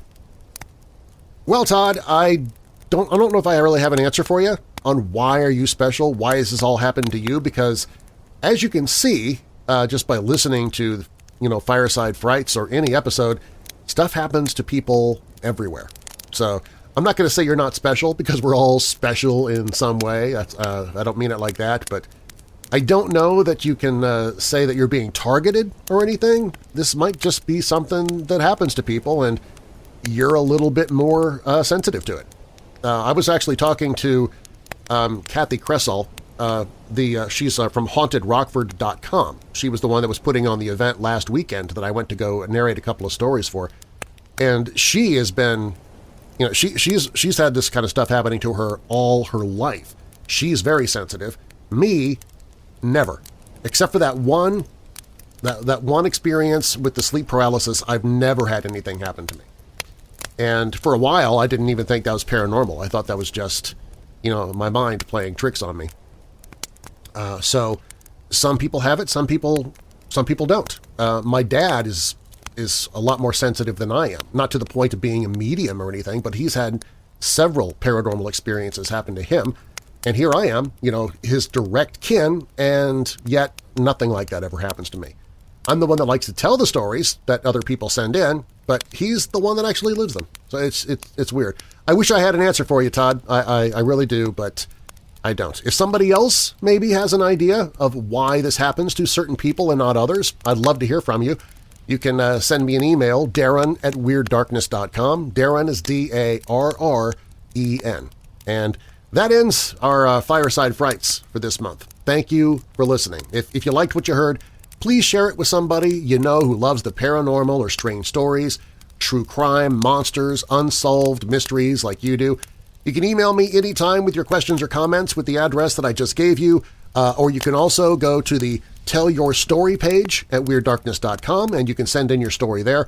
Like I said, I am now really in need of stories for next month. If you want to do another Fireside Frights episode, please send in your stories. Again, go to Tell Your Story at WeirdDarkness.com.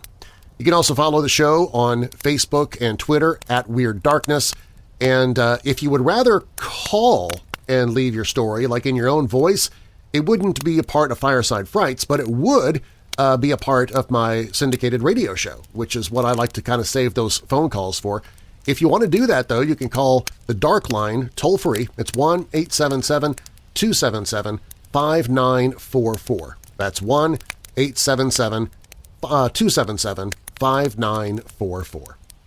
All stories in Weird Darkness are purported to be true unless stated otherwise. Weird Darkness is a production and trademark of Marlar House Productions. Copyright Weird Darkness. And now that we're coming out of the dark, I'll leave you with a little light.